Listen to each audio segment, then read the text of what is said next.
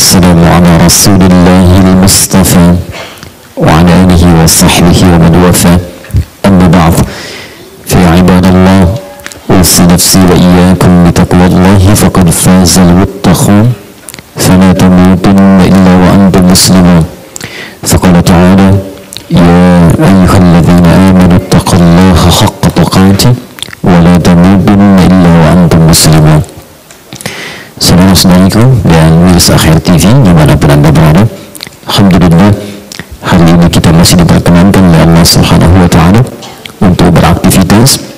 Semoga aktivitas kita di hari ini mendapatkan bimbingan dari Allah Subhanahu wa Ta'ala, juga taufik darinya, yang dengan itu insya Allah akan memudahkan setiap titian aktivitas kita, juga bernilai pahala yang dengan itu tidak hanya menghadirkan kemuliaan di dunia tapi juga kebahagiaan di akhirat insya Allah.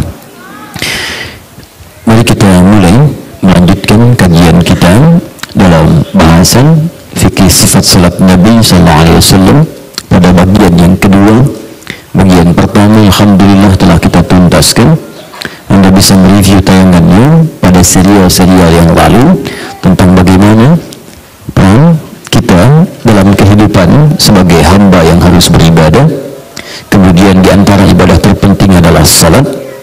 Kemudian apa esensi atau manfaat dari salat terhadap kebutuhan hidup kita di dunia, dan juga nanti maslahatnya di akhirat. Lalu bagaimana cara salat yang baik untuk menghadirkan maslahat-maslahat ini, karena tidak semua orang salat itu bisa meraih maslahat yang dimaksudkan. Dan itu pun jadi ukuran sampai dengan detik ini, apakah salat kita dipandang berhasil oleh Al-Quran atau ada yang mesti disempurnakan. Saya sering sampaikan pada Anda semua, bahkan di awal jumpa, bahwa orang yang salatnya benar itu dijamin langsung oleh Al-Quran bisa meraih 5 kemuliaan. Saya harap Anda ingat penting ini sampai dengan kita kembali kepada Allah Subhanahu wa Ta'ala. Baik itu pertama, orang yang salatnya benar pasti menghasilkan sifat dan sikap yang baik dalam kehidupan. Jadi salat itu akan berdampak pada kepribadian yang baik. Dalilnya Quran surah ke-29 ayat ke-45. Innas salata tanha 'anil fahsya wal munkar. Sungguh salat yang ditunaikan dengan benar itu, ingat ada alif lamnya as-salah, pasti mencegah pelakunya dari perbuatan keji dan mungkar. Saya sering katakan, tidak pernah ada sumber keburukan kecuali 2. Kalau bukan fahsya, itu mungkar. Tidak ada yang ketiga. Jadi kalau sampai hari ini ada orang sholat tapi masih tergerak berbuat fahsya, keburukan yang muncul dari syahwat, ya pornografi, porno aksi, LGBT, kata-kata jorok, kotor dan sebagainya, itu fahsya namanya. Jadi kalau ada orang tidak sholat, kata-katanya kotor, dia tidak sholat. Tapi kalau Anda sholat, kata-kata Anda kotor, perilaku Anda tidak mulia, maka ada yang keliru dalam sholatnya. Mungkar, keburukan yang bersumber dari nafsu perut dan akal. Korupsi, maaf, itu mungkar. Berselisih, itu mungkar. Mencuri, itu mungkar. Berdusta, itu mungkar. Sampai tingkat yang paling tinggi, menghilangkan nyawa, melukai, itu mungkar. Di mustahil ada pelaku sholat itu berbuat mungkar, mustahil. Ya. Kemudian yang kedua, sholat itu akan selalu menghadirkan ketenangan kepada jiwa. Tenang, nyaman. Dalilnya Quran surah ke-20 ayat ke-14. Wa aqimis sholata li dzikri. Tunaikan salat sebagai zikir kepadaku. Nah, orang yang zikirnya benar, maka dijamin di Quran surah ke-13 ayat ke-28, ala bi dzikrillahi tatma'innul qulub. Yakinkan pada dirimu kalau zikirmu benar kepada Allah, maka dampaknya ke hati akan tenang. Dari ketenangan hati ini muncul pikiran yang tenang.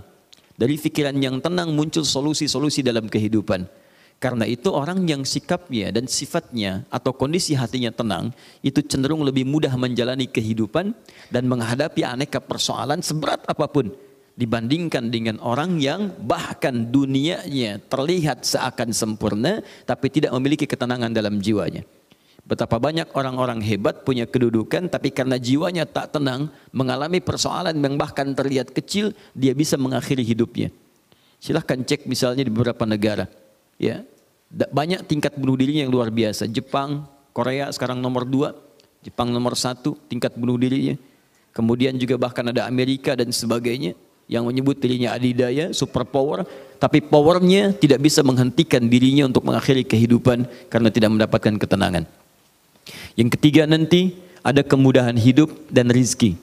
Dalilnya Quran surah ke-65 di akhir ayat kedua, di awal ayat ketiga. Wa may yattaqillaha yaj'al lahu makhraja wa yarzuqhu min haitsu la yahtasib. Siapa yang mampu meningkatkan takwanya kepada Allah, maka Allah akan mudahkan atau berikan solusi pada setiap persoalan hidupnya dan memberikan rizki kepadanya dari sisi yang tidak ia duga. Nah, takwa ketika pertama disebutkan dalam Al-Quran, itu amalannya adalah salat. Dalilnya Quran surah kedua Al-Baqarah ayat kedua sampai ayat 3-nya. Dzalikal kitabu la raiba fi hudan lil muttaqin. Siapa muttaqin ini? Ayat 3-nya.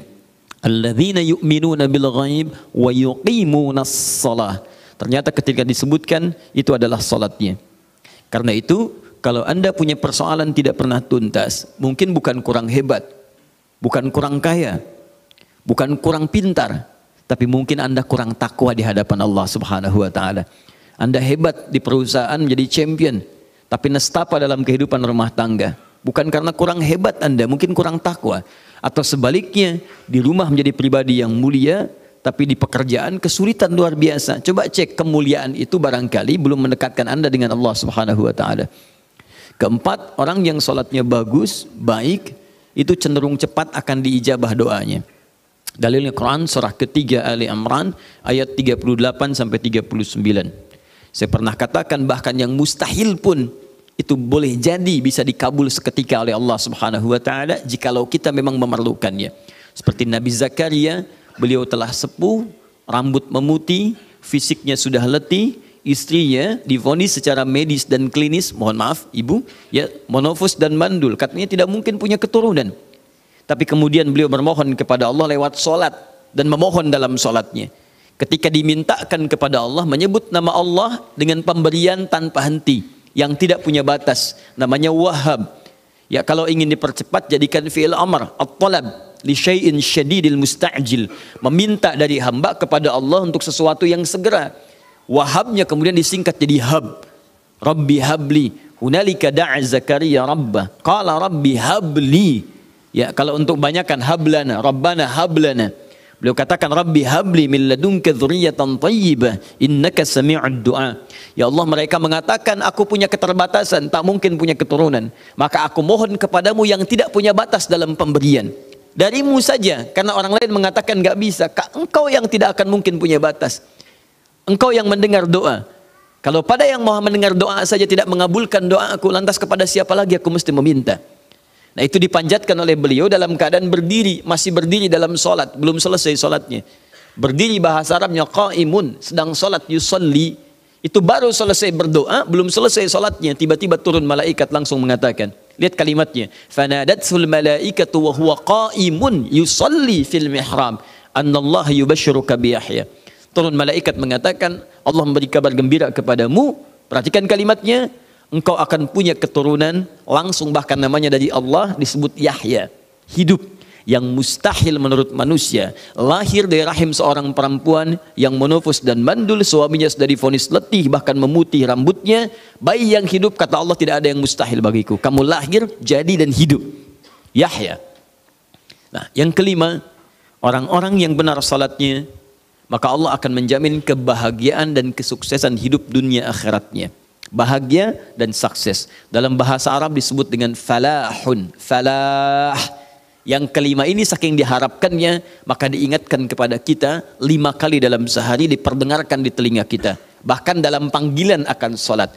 Setelah hayya ala sholat, ayo solat. Anda bertanya kenapa mesti solat? Kata Allah, hayya alal falah. Aku nggak butuh dengan solatmu. Engkau tidak sujud pun tidak akan mengurangi kedudukanku sebagai Tuhan. Tapi kamu yang butuh denganku. Falah, aku berikan kebahagiaan dan kesuksesan dunia akhirat. Falah, kalau itu sudah Anda raih, maka berubah kalimatnya dari falah jadi aflah namanya. Aflah, sesuatu yang sudah dipegang kuat dan tidak ingin dilepaskan, genggam. Maka Allah kemudian berikan keterangan mengenai yang kelima ini di surah ke-23 ayat 1 dan 2. Qad aflahal mu'minun. Aflah al-mu'minun. Sungguh orang beriman itu kalau benar imannya, dia akan menggenggam kebahagiaan dan kesuksesan. Apa amalan pertamanya saat di dunia? Ayat 2-nya. Alladzina hum fi salatihim khashi'un. Yaitu orang-orang yang khusyuk dalam salatnya. Nah, 5 ini saya bermohon kepada Allah Subhanahu wa taala agar kita semua bisa mengevaluasi dalam setiap kehidupan. Jika ini belum teraih, coba cek barangkali ada kualitas dan kuantitas salat yang belum sempurna.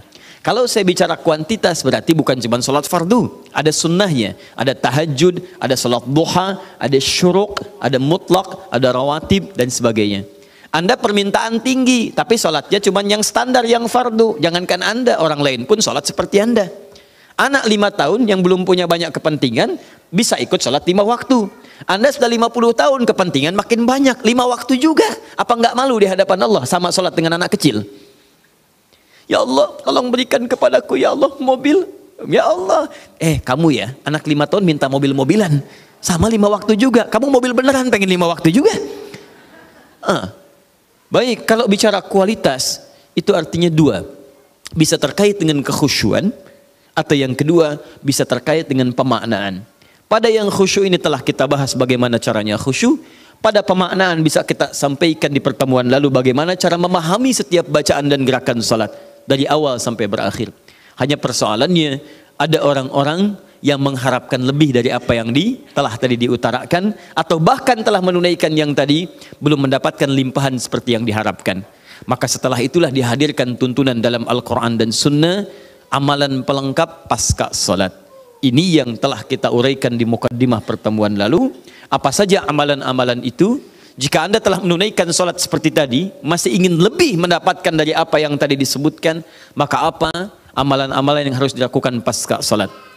Kita telah turunkan di pertemuan lalu, ada setidaknya 6 sampai dengan 7 amalan yang telah kita rinci dari ayat-ayat Al-Quran dan hadis-hadis Nabi SAW.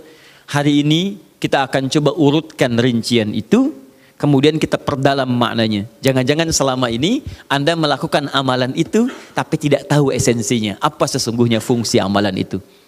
Baik, insya Allah seperti saya telah sampaikan, kami telah coba buatkan, tadi pagi coba saya luangkan untuk menuliskan secara berurut amalan yang dimaksud. Ini telah kami buatkan. Nanti saya coba rapikan dulu sejenak. Ya, setelah itu kemudian nanti coba kami berikan kopiannya atau kami upload di akhir media supaya nanti setiap Anda bisa mendownload dengan lebih mudah. Ya, kalau sudah di-download barangkali kan ke handphone sudah ada, ya. Jadi bisa dibuka setiap saat daripada main TikTok yang tidak ada manfaatnya. Baik.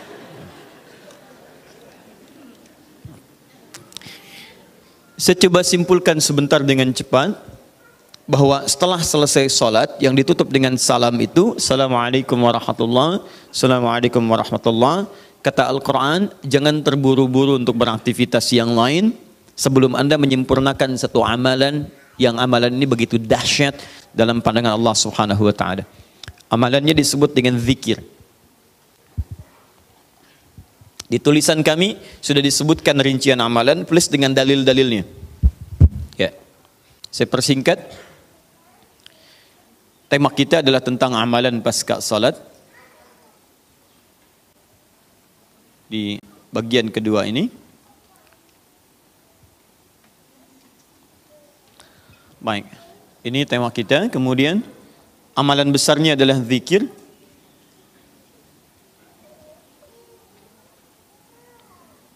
Dalilnya di Quran surah keempat An-Nisa ayat 103. Ini tema besar kita. فَإِذَا قَضَيْتُمُ الصَّلَاةَ فَاذْكُرُوا اللَّهَ. Fokus. Maka jika Anda telah tuntas mengerjakan salat, segeralah berzikir kepada Allah Subhanahu wa taala. Ingat, amalan pasca salat yang diutamakan apa? Zikir. Saya mau tunjukkan pada Anda satu hal yang sangat mendesak. Kenapa amalan ini begitu sangat ditekankan oleh Al-Quran? Bahkan saking ditekatkannya, kata Allah, perhatikan kalimatnya, qiyaman, baik itu sambil berdiri, wa qu'udan, ataupun Anda punya kesempatan lebih lenggang duduk, wa 'ala junubikum, atau bahkan dalam keadaan Anda sedang payah pun untuk duduk atau bahkan berdiri, boleh sambil berbaring. Perhatikan, saking pentingnya amalan zikir ini, itu Al-Quran seakan menghadirkan semua situasi untuk menggunakan amalan ini. Ya. Bukan tidak ingin menoleransi, tapi ada sesuatu yang penting di sini. Saking pentingnya seakan-akan kalau dalam bahasa yang lain, tolong jangan tinggalkan ini. Ya. Kalau Anda memang buru-buru, harus langsung bangkit pasca sholat. Ada yang bahkan setelah salam subuh, Assalamualaikum, Assalamualaikum. Saya harus kejar ke tempat pekerjaan, langsung mau berangkat. Nah, terburu-burunya Anda untuk mengejar pekerjaan itu, tidak menghalangi Anda untuk berpikir. Kalau bisa sambil jalan pun pikir aja, ayo lakukan. Kerjakan amalannya. Kalau Anda senggang, duduk dengan tenang, lakukan. Kalau amalan ini tidak penting, mustahil Anda diminta untuk mengerjakannya, sekalipun dalam pekerjaan yang sifatnya darurat Anda mesti lakukan. Paham sampai sini? Baik, nah nanti kita akan lihat apa rahasianya amalan-amalan ini, zikir ini. Kemudian kita nanti akan urutkan seperti pertemuan lalu telah saya turunkan beberapa bagian-bagiannya.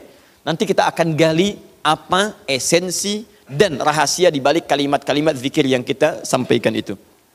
Baik, saya percepat. Zikir seperti pertemuan lalu adalah setiap aktivitas yang mampu mengingatkan dan mendekatkan kita dengan Allah Subhanahu wa taala. Jadi ada dua nih.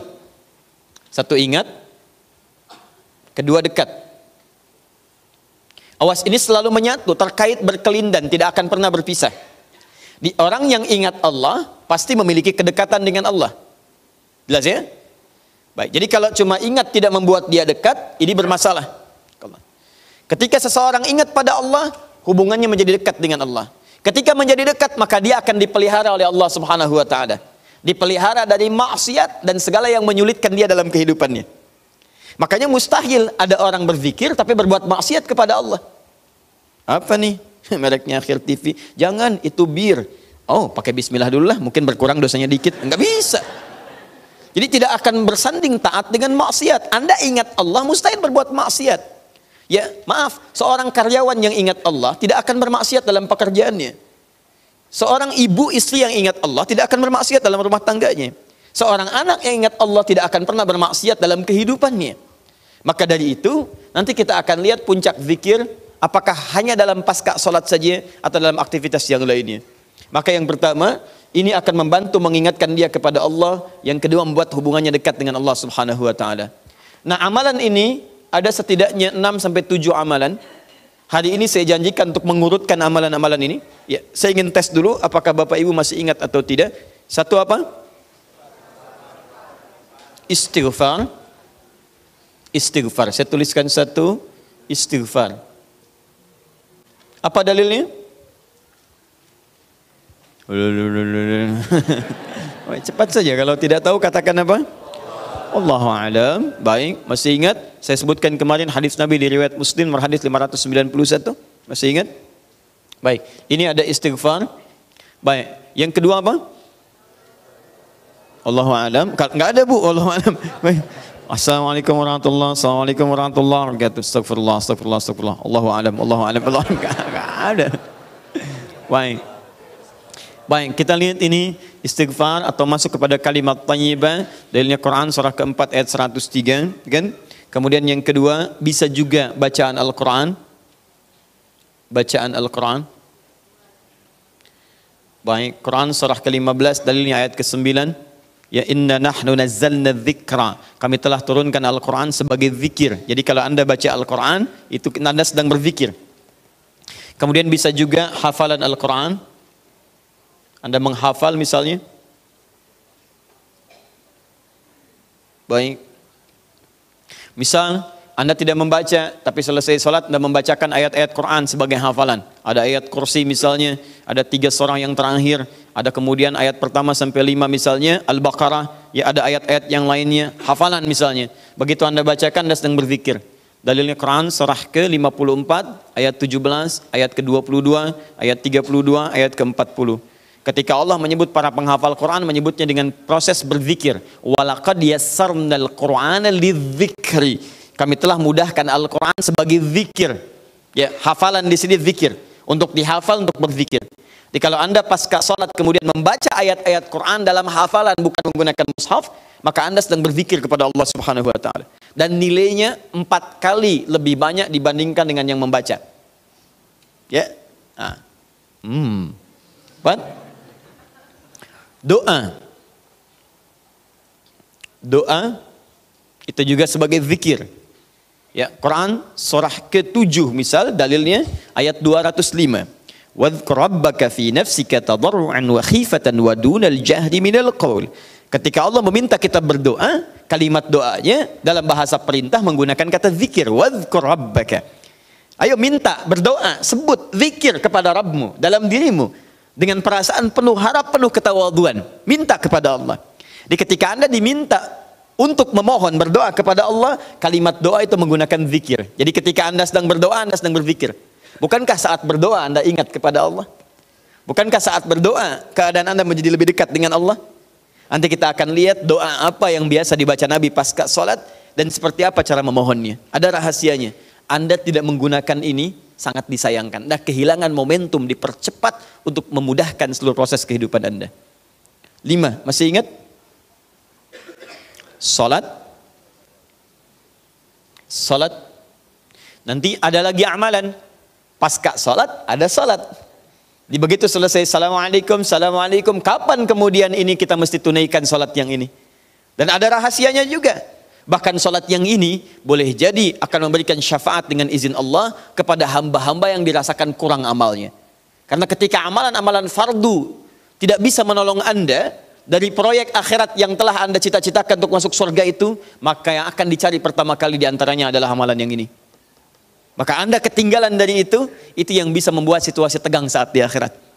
Hati-hati, Anda ketinggalan handphone, perasaan luar biasa sedihnya. Balik lagi ke Andur, dicari-cari lewat CCTV. Tapi Anda ketinggalan yang sunnah, kenapa tidak Anda buru kemudian? Tadi nggak sholat sunnah, besok lagi, Masya Allah. Belum tentu besok dia hidup. Dalilnya Quran surah ke-20 ayat ke-14. Ya, innani anallahu la ilaha illa ana fa'budni wa aqimis salata lidzikri. Saya Allah, tidak ada Tuhan yang layak disembah kecuali saya. Sembah saya. Bagaimana cara nyembahnya? Tunaikan salat sebagai zikir kepada saya. 6. Memperbanyak menyebut Allah, menyebut nama Allah atau juga dengan al-asmaul husna. Al-asmaul husna. Dalilnya Quran surah kedua Al-Baqarah ayat 152. Fadhkuruni adzkurkum. Ayo cepat sebut nama saya, maka aku pun akan mengingatmu. Aku menyebutmu. Di orang yang selalu ingat Allah, nanti Allah akan ingat pada dia. Nanti saya kasih tahu rahasia yang paling besar. Bahkan ada orang yang saat membutuhkan ya dalam persoalan kehidupan kepada Allah, sebelum dia minta, karena Allah telah mengingatnya, Allah ringankan aktivitas kehidupan dunianya. Dia bukan nggak punya masalah, jadi kayaknya nggak kelihatan punya masalah. Cuman setiap akan mengalami masalah, diringankan oleh Allah sehingga seakan-akan nggak punya masalah. Nanti ini yang akan sangat menentukan bagian yang keenam ini, apakah hidup kita akan semakin mudah atau mendapati kesulitan yang berliku. Sebut nama Allah. Ya, bagaimana cara menyebutnya? Bisa disebut nama Allah langsung, bisa disebut dengan Asmaul Husna. Di mana dalilnya? Quran surah ke-17 nanti dari ayat 110 sampai 111-nya. Di ayat 111 tegas dikatakan, Qulidullaha. Ayo sebut Allah, panggil, katakan Allah. Awidur Rahman atau Ar-Rahman, ayyamma tad'u falahul asmaul husna. Maka kapanpun Anda bisa memanggilnya, memintanya, Anda boleh memanggil dengan nama yang terbaik sesuai dengan kebutuhan Anda. Nanti saya kisahkan, ada orang baru selesai sholat, kemudian menyebut nama ini, dan satu di antara nama yang paling luar biasa, ketika dia selesai kata Nabi, dari mana kamu tahu menyebut dengan nama itu? Tahukah engkau, jika engkau melakukannya, maka engkau telah memanggil Allah, yang dengan panggilan itu, jika meminta akan segera diberikan, jika berdoa akan segera dikabulkan. Rahasianya luar biasa, nanti kalau sudah tiba waktunya. Hadisnya sahih. Ya. Saking sahihnya, ini ditempatkan oleh Sayyid Qutb di dalam satu kitab yang Al-Aqaid Al-Islamiyah, padahal kitabnya tentang akidah, ketika membahas tentang asma wa sifat, nama-nama Allah Subhanahu wa taala. Hadis ini dimasukkan, padahal hadis ini amalan tentang amalan pasca salat. Ketujuh, bagian terakhir. Ini adalah indikator yang paling penting, yang terakhir ini sampai saya pisahkan tersendiri dalam aktivitas harian. Zikir paripurna. Ini yang zikir paripurna. Makanya saya kasih garis. Ini amalan pasca salat disebut dengan zikir, bukan amalan biasa, tapi semua amalan ini akan dibawa kepada seluruh aktivitas hariannya. Bukankah pasca salat ada yang jalan, pasca salat ada yang kerja, pasca salat ada yang makan, pasca salat bahkan ada yang masak, pasca salat ada yang bicara? Maka orang yang pasca salat zikirnya itu benar latihan zikirnya, maka makannya adalah makan dengan berzikir kepada Allah. Bicaranya zikir kepada Allah. Jalannya zikir kepada Allah Subhanahu wa taala. Nanti saya turunkan ayat-ayatnya bagaimana orang berjalan sambil zikir, bagaimana orang kemudian makan zikir, bagaimana orang bicara zikir. Jangan-jangan selama ini kita hidup 24 jam tapi aktivitas kita tidak dalam rangka zikir kepada Allah Subhanahu wa taala. Nah, dalilnya Quran surah ketiga Ali Imran ayat 190 sampai 191. Inna fi khalqis samawati wal ardi wa ikhtilafil laili wan nahari la ayatin liulil. Siapa ulul albab itu? Ayat selanjutnya, alladzina yadhkurunallaha. Mereka itu orang-orang yang senantiasa zikir pada Allah Subhanahu wa taala. Qiyaman, dalam keadaan dia berdiri, wa qu'udan, ataupun dia duduk, wa 'ala junubihim, atau bahkan sedang tidurnya. Tidurnya disebut sebagai zikir, berdirinya disebut sebagai zikir, duduknya disebut sebagai zikir. Dan ahli zikir ini adalah orang-orang yang akan dimuliakan bahkan oleh Allah ketika kembali ke akhirat nanti dan dipuji-puji oleh Allah Subhanahu wa taala. Baik. Tidak cukup dengan amin, kita mulai dulu pembahasannya. Baik, dari semua ini, bagaimana kita mengurutkan amalan ini pasca salat, itu yang coba kita mulai dalam kesempatan kali ini. Bapak dan Ibu, teman-teman sekalian, sesungguhnya tidak ada urutan spesifik tentang khususnya 6 amalan yang telah kami sebutkan di awal. 1 sampai 6. Mulai istighfar sampai dengan memperbanyak menyebut nama Allah atau al-asma'ul husna. Hadisnya bertebaran, tidak ada urutan spesifik, tapi ada di antaranya yang sering diamalkan oleh Nabi. Ini yang agak sering dimulai dari ini, dari ini, dari ini, dari ini. Anda memulai dari sisi manapun tidak ada masalah. Tapi kalau memulai dari yang ini, nampaknya dipandang oleh para ulama itu yang paling utama. Jelas ya? Misal pasca salat Anda ingin langsung menyebut nama Allah misalnya, ya Allah, ya Rahman, ya Allah, ya Al-Fattah, ya Allah, ya Al-Malik, boleh. Anda pasca salat ingin langsung ngaji, boleh. Anda pasca salat misalnya ingin melakukan amalan yang lain, doa, boleh. Tapi di antara sekian yang terurut ini, mana yang sering dikerjakan Nabi dan itu barangkali pengantar yang paling utama. Jelas sampai sini? Belum saya terangkan yang paling jelas ya? Belum. Kalau sudah jelas ya sudah, saya pulang. Ya. Kenapa hari ini? Baik, istighfar ya, istighfar. Ya, karena itu kita mulai dengan istighfar. Astagfirullahaladzim. Astagfirullah, hari ini masih ngapus juga, astagfirullah. Ya Allah, ya sudahlah. Baik, 1 urutan pertama disebutkan dalam hadis riwayat Muslim nomor hadis 591. Ini amalan pertama, dalilnya di hadis Muslim nomor hadis 591. Adalah Rasulullah sallallahu alaihi wasallam bima makna, begitu selesai beliau menunaikan salatnya, kemudian beliau beristighfar kepada Allah Subhanahu wa taala. Perhatikan kalimatnya, astaghfirullah, astaghfirullah, astaghfirullah. Ini yang paling pendek.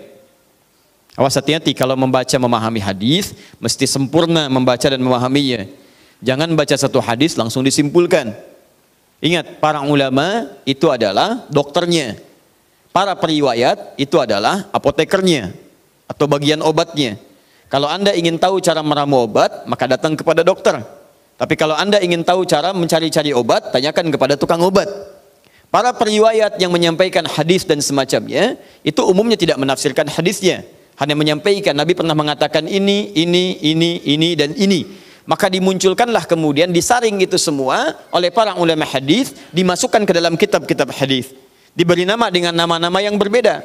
Ada al-jami' kalau menghimpun materi-materi umum. Dari mulai persoalan iman, menuntut ilmu, ada persoalan bisnis, kitabut tijarah, ada persoalan pemerintahan, kitabul imarah, dan seterusnya. Kalau Anda mencari tentang hadis-hadis terkait dengan fikih, cari kitab-kitab namanya sunan. Sunan Abu Daud, Sunan An-Nasai, Sunan Ad-Darimi, ya, dan seterusnya. Itu adalah kitab hadis yang awal mulanya diawali dengan pembahasan fikih. Kitabut Taharah, dalil-dalil tentang persoalan taharah. Air terbagi berapa? kemudian bagaimana hadis tentang salat dan seterusnya. Itu namanya sunan. Kalau Anda mencari kitab-kitab hadis terkait dengan urutan perawinya, cari namanya musnad. Abu Bakar meriwayatkan berapa hadis, Sayyidah Aisyah berapa hadis, sehingga dengan hadis-hadis itu saya ingin seperti mereka. Karena hadis yang diriwayatkan oleh orang-orang tertentu menunjukkan banyak aktivitasnya. Kalau ibu ingin tahu misalnya di perempuan terbaik, ibu rumah tangga yang nabawi, yang Qurani, cari hadis-hadis perempuan-perempuan yang pernah meriwayatkan dari Nabi. Siapa di antara mereka? Yang paling utama istri-istri Nabi SAW. Di situ ibu akan temukan bagaimana jadi seorang perempuan terbaik. Seorang anak, seorang istri, seorang ibu, bahkan seorang nenek sekalipun. Kemudian Anda misalnya ingin cari anak misalnya, anak-anak saya bagaimana supaya tumbuh dewasanya bagus. Cari hadis yang diriwayatkan oleh anak-anak. Ada Ibnu Abbas di situ, ada Ibnu Umar di situ. Ibnu Abbas saja ada 2000 hadis. Kitab terkait itu disebut dengan musnad namanya. Di antara yang concern pada bidang ini namanya Imam Ahmad, ya, Ahmad bin Hanbal. Mengarang namanya musnad Ahmad bin Hanbal. Yang keempat ada mu'jam, jika Anda ingin mencari urutan-urutan hadis sesuai dengan alfabetisnya, ya. Disebut di antaranya ada mu'jam At-Tabrani. Nah, kembali ke sini. Alhamdulillah. Tertuang dalam kitab-kitab hadis, di antaranya Sahih Muslim nomor hadis 591. Hadis-hadis ada yang menyampaikan dengan singkat astagfirullah, astagfirullah, astagfirullah. 3 kali kemudian disebutkan. Jadi ini yang paling singkat. Istighfar, kalimatnya astagfirullah. Astagfirullah. Berapa kali? 3 kali. Perhatikan, ini riwayat pertama. Kalau Anda menggunakan yang ini, boleh. Tapi cara memahaminya, ini yang paling singkat, paling pendek.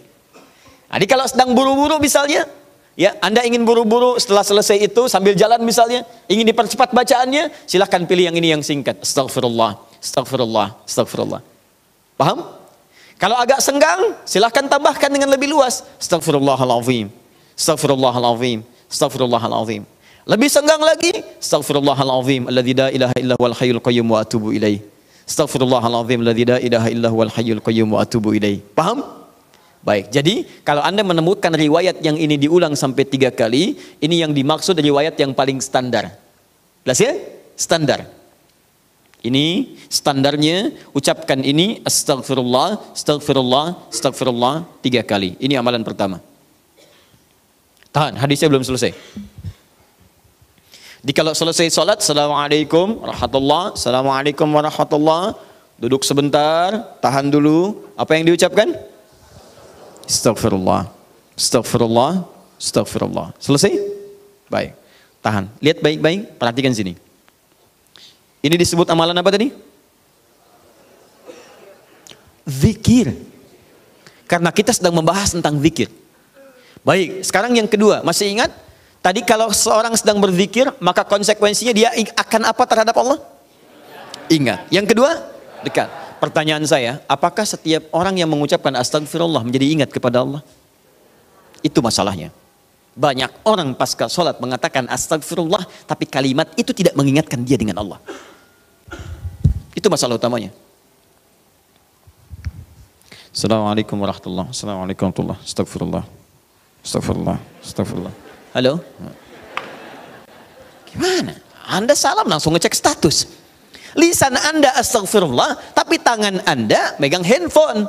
Pikiran Anda melihat status. Sebagian orang bahkan merespon urusan dunia. Bagaimana istighfar bisa berkorelasi dengan itu semua? Itu masalah utamanya. Jadi semua kalimat ini ketika diucapkan bingkainya adalah zikir. Mampukah Anda mengucapkan istighfar ini yang langsung mengingatkan Anda dengan Allah Subhanahu wa taala? Ini poin besarnya. Nah, tahan. Saya berikan rahasia besar dulu di sini. Kenapa Anda mesti mengucapkan kalimat ini? Buka Al-Quran surah ke-71. Surah apa itu? Surah apa? Nuh. Bukan Al-Ma'arij. Al-Ma'arij 70. Ayat 10. Kalau mau dari ayat 9-nya sampai dengan 13. Kemudian saya kotaki ayat 10-nya. Nih, 10-nya saya kotaki di sini. Ini yang pentingnya. Awas, awas. Nabi Nuh alaihissalam berdakwah kepada umatnya. Berapa tahun? 900? 50 tahun. Masya Allah. 950 tahun berdakwah kepada umatnya. Bahkan dakwanya terang-terangan juga sembunyi-sembunyi. Pelan dan silent. Ya, ada yang silent, ada yang terang-terangan. Kencang. Ayat 9-nya, "Tsumma a'lantu lahum wa asrartu lahum israra." Aku berdakwah kepada mereka kadang terang-terangan, dengan kencang, sampaikan dengan terang. Tapi kadang juga aku sampaikan dengan pelan, dengan silent. Ada orang-orang yang memang secara pelan aku sampaikan halus, sesuai dengan tipikalnya. Ada yang langsung aku sampaikan keterangannya dengan seterang-terangnya. Tapi tahukah Anda, selama 950 tahun berdakwah itu, yang terang-terangan, yang sembunyi-sembunyi, kalimat pertama apa yang dimintakan Nabi Nuh kepada mereka? Perhatikan ayat 10-nya. "Faqultu astaghfiru rabbakum innahu kana ghaffara." Rahasia pertama. Perhatikan baik-baik. Kalimat pertama yang disampaikan Nabi Nuh alaihissalam kepada kaumnya. 950 tahun. Masya Allah. Lihat baik-baik. Baik terang-terangan, baik dengan sembunyi-sembunyi, pelan-pelan, ataupun jahar. Apa kalimat pertamanya? "Faqultu astaghfiru rabbakum." Aku katakan pada mereka, istighfar kepada Rabbmu. Istighfar, istighfar. Ini. Nah, ketika Nabi Nuh mengatakan, istighfar pada Rabbmu, istighfar pada Rabbmu. Apakah kalimat Qur'annya berhenti sampai sini? Tidak. Teruskan ayatnya. "Innahu kana ghaffara." Rahasia istighfar yang pertama, satu, Allah akan turunkan minimal sifat ghaffar kepada hambanya. Nanti kita lihat. Apa itu ghaffar? Belum tentu. Belum tentu. Tidak seperti yang Anda bayangkan. Allah punya sifat ghafir. Tapi kenapa yang muncul ghafar di sini? Buka Quran misalnya surah Ghafir. Fusilat surah ke-40. Ayat yang ketiga. Ghafiriz dzambi wa qabilit taubi. Allah mengampuni dosa seorang hamba. Ketika mengampuni dosa, kalimatnya menggunakan ghafir. Ghafirun, ghafiriz dzambi. Tapi kenapa Nabi Nuh menyebut dengan kalimat ghaffar? Faqultu istaghfir rabbakum innahu kana ghaffar. Kenapa ghaffar bukan ghafir? Satu. Nih. Dua, teruskan ayatnya, ayat 11. Yursilis samaa 'alaikum midrara. Dua. Orang yang sering istighfar, maka Allah akan turunkan keberkahan lewat curah hujan yang lebat. Curah hujan, hujan yang berkah. Masya Allah. Ada hujan membawa berkah, ada hujan membawa? Bukan. Bukan, hujan tidak pernah menginginkan banjir. Hujan itu hanya membawa air. Baik, yang bikin banjir itu Anda yang tidak bisa mengatur airnya. Itu persoalannya. Jalur air dibuat bangunan. Air itu kan sederhana, dia hanya mencari tempatnya, dia meresap sesuai dengan tempatnya. Cuman Anda tidak menempatkan air sesuai dengan tempatnya. Itu masalahnya. Tapi ini beda. Ketika turun, airnya membawa keberkahan dalam kehidupan. Itu lain. Itu lain. Nanti saya berikan rahasia setelah ini. 3. Teruskan. Wa yumdidkum bi amwalin wa banina. Masya Allah. Ya istighfar, istighfar, istighfar. Ketika kamu istighfarnya benar kepada Allah, wa yumdidkum bi amwalin, maka Allah akan melimpah ruahkan harta benda Anda. Ya. Meluaskan harta. Banyak. Amwal bukan mal. Wa banina, bahkan keturunan. Teruskan. 1, 2, 3, 4 keturunan. Allahu Akbar. Lihat faedah istighfar. 5. Wa yaj'al lakum jannatin. Dan Allah akan limpahkan kepadamu kebun-kebun yang indah. Awas jangan dilihat kebunnya. Karena kalau Anda lihat orang-orang Arab pada saat itu, mereka emas sudah banyak, Bu. Emas banyak, walaupun masih banyak di Indonesia. Ada Mas Asep, Mas Johar, Mas Sodia. Ya, tapi wujudnya beda, ya, wujudnya beda. Di sana emas banyak, perak banyak, bangunan megah.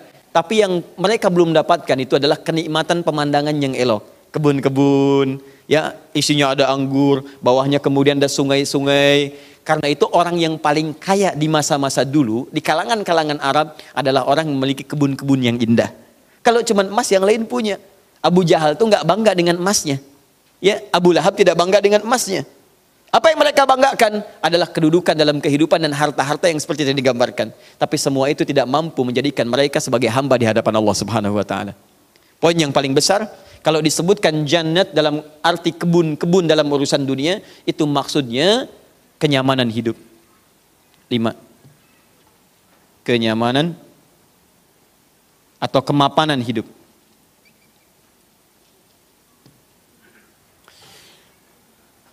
Wa yaj'al lakum anhara, kenikmatan hidup. Masya Allah, sudah mapan, nikmat. Kaya, tenang. Wah, ini hebat banget nih hidupnya. Dosanya diampuni oleh Allah, kemudian hidupnya berkah, hartanya melimpah, keturunannya juga luar biasa gitu kan. Setelah itu hidupnya nyaman, mapan dan nikmat. Kurang apa lagi? Antum pilih mana? Kaya tapi gelisah atau miskin tapi tenang? Jangan pilih yang ketiga, saya tidak berikan. Nah, tahan sebentar. Lihat sini. Jadi ketika Anda diminta istighfar, astagfirullah, astagfirullah, astagfirullah. Ternyata di antara esensi kalimat istighfar itu bukan kalimat biasa. Anda mampu mengucapkannya dengan baik, maka Allah turunkan kemuliaan lewat lisan Nabi Nuh itu.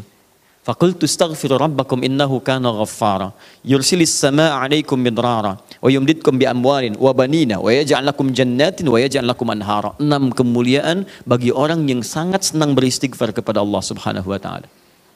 Tapi ini masih urusan dunia. Akhiratnya belum selesai. Pilih mana? Miskin masuk surga atau kaya masuk neraka? Miskin masuk surga. Kasihan. Kenapa tidak kaya masuk surga?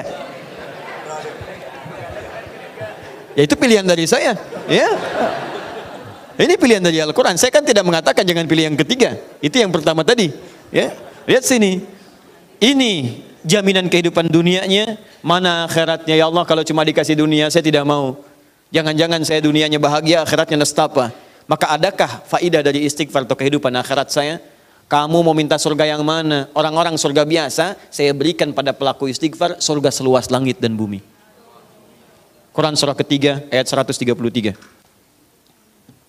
Ayat 133, paling kanan sebelah atas. Lihat, di sini hidupnya lapang, di sini surganya seluas lapangan. Lapangannya apa? Bukan lapangan dunia.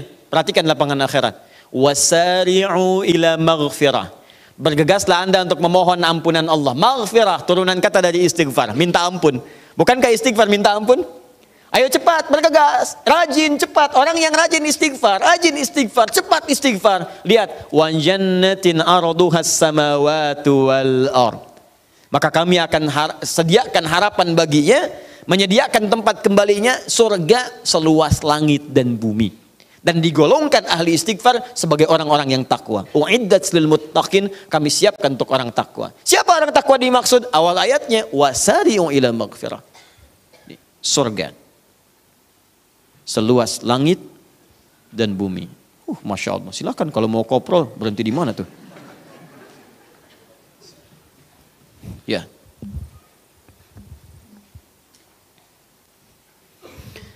Nah, kalau ditawarkan begini, siapa yang tidak mengambil tawaran ini? Tapi persoalannya, kenapa orang banyak istighfar pasca sholat bahkan lebih daripada 3 kali? Astagfirullah, astagfirullah, astagfirullah, astagfirullah, astagfirullah, astagfirullah. Tapi mapan juga tidak. Cek. Ya, silahkan lihat. 6 ini tidak diraih. Keberkahan juga tidak didapatkan. Dan seterusnya. Bahkan kemarin di Bekasi itu ada yang terlihat, kami lihat di CCTV itu. Khusyuk pasca sholat. Kayak orang menangis. Astagfirullah, astagfirullah, astagfirullah. Sudah tenang, lihat kanan kiri itu tas orang dirogok begini. Kok bisa tuh? Astagfirullah lagi ibu juga. Ya? Apa yang salah? Ya, sekarang mari kita lihat bagaimana beristighfar seperti ini untuk mendapatkan kemuliaan-kemuliaan ini, dan bagaimana cara istighfar dengan berzikir pada Allah Subhanahu wa taala. Saya boleh hapus? Ya, sini dulu. Ya, astagfirullahaladzim. Nanti ya setelah ini ya. Baik. Setelah ini, insyaallah, insyaallah. Nih Mas ya, saya kasih sekalian. Ya. Baik. Tahan sebentar, perhatikan baik-baik. Bapak Ibu sekalian, saya akan mulai masuk kepada esensi ini dengan menyampaikan bagaimana cara berzikir dengan kalimat istighfar. Tahan pertama, frame terbesarnya, frame-nya dalam amalan ini disebut dengan zikir. Ingat tadi telah disebutkan di awal. Zikir itu mesti mampu mengingatkan kita dengan Allah, juga membuat hubungan kita lebih dekat dengannya. Nah, sekarang fokus. Di antara amalan zikir pasca salat adalah istighfar. Dengan mengucapkan kalimat paling singkat, Astaghfirullah, Astaghfirullah, Astaghfirullah. Sekarang kita bedah dulu isi kalimatnya. Ini Astaghfirullah. Dalam ilmu saraf, kalimat Astaghfirullah ini dibagi ke dalam 3 bagian. Satu, ada awalan menggunakan kata ista begini. Kemudian ditambah dengan akar kata ghafara. Kemudian ditambah terakhir objek harapannya kepada Allah Subhanahu wa taala.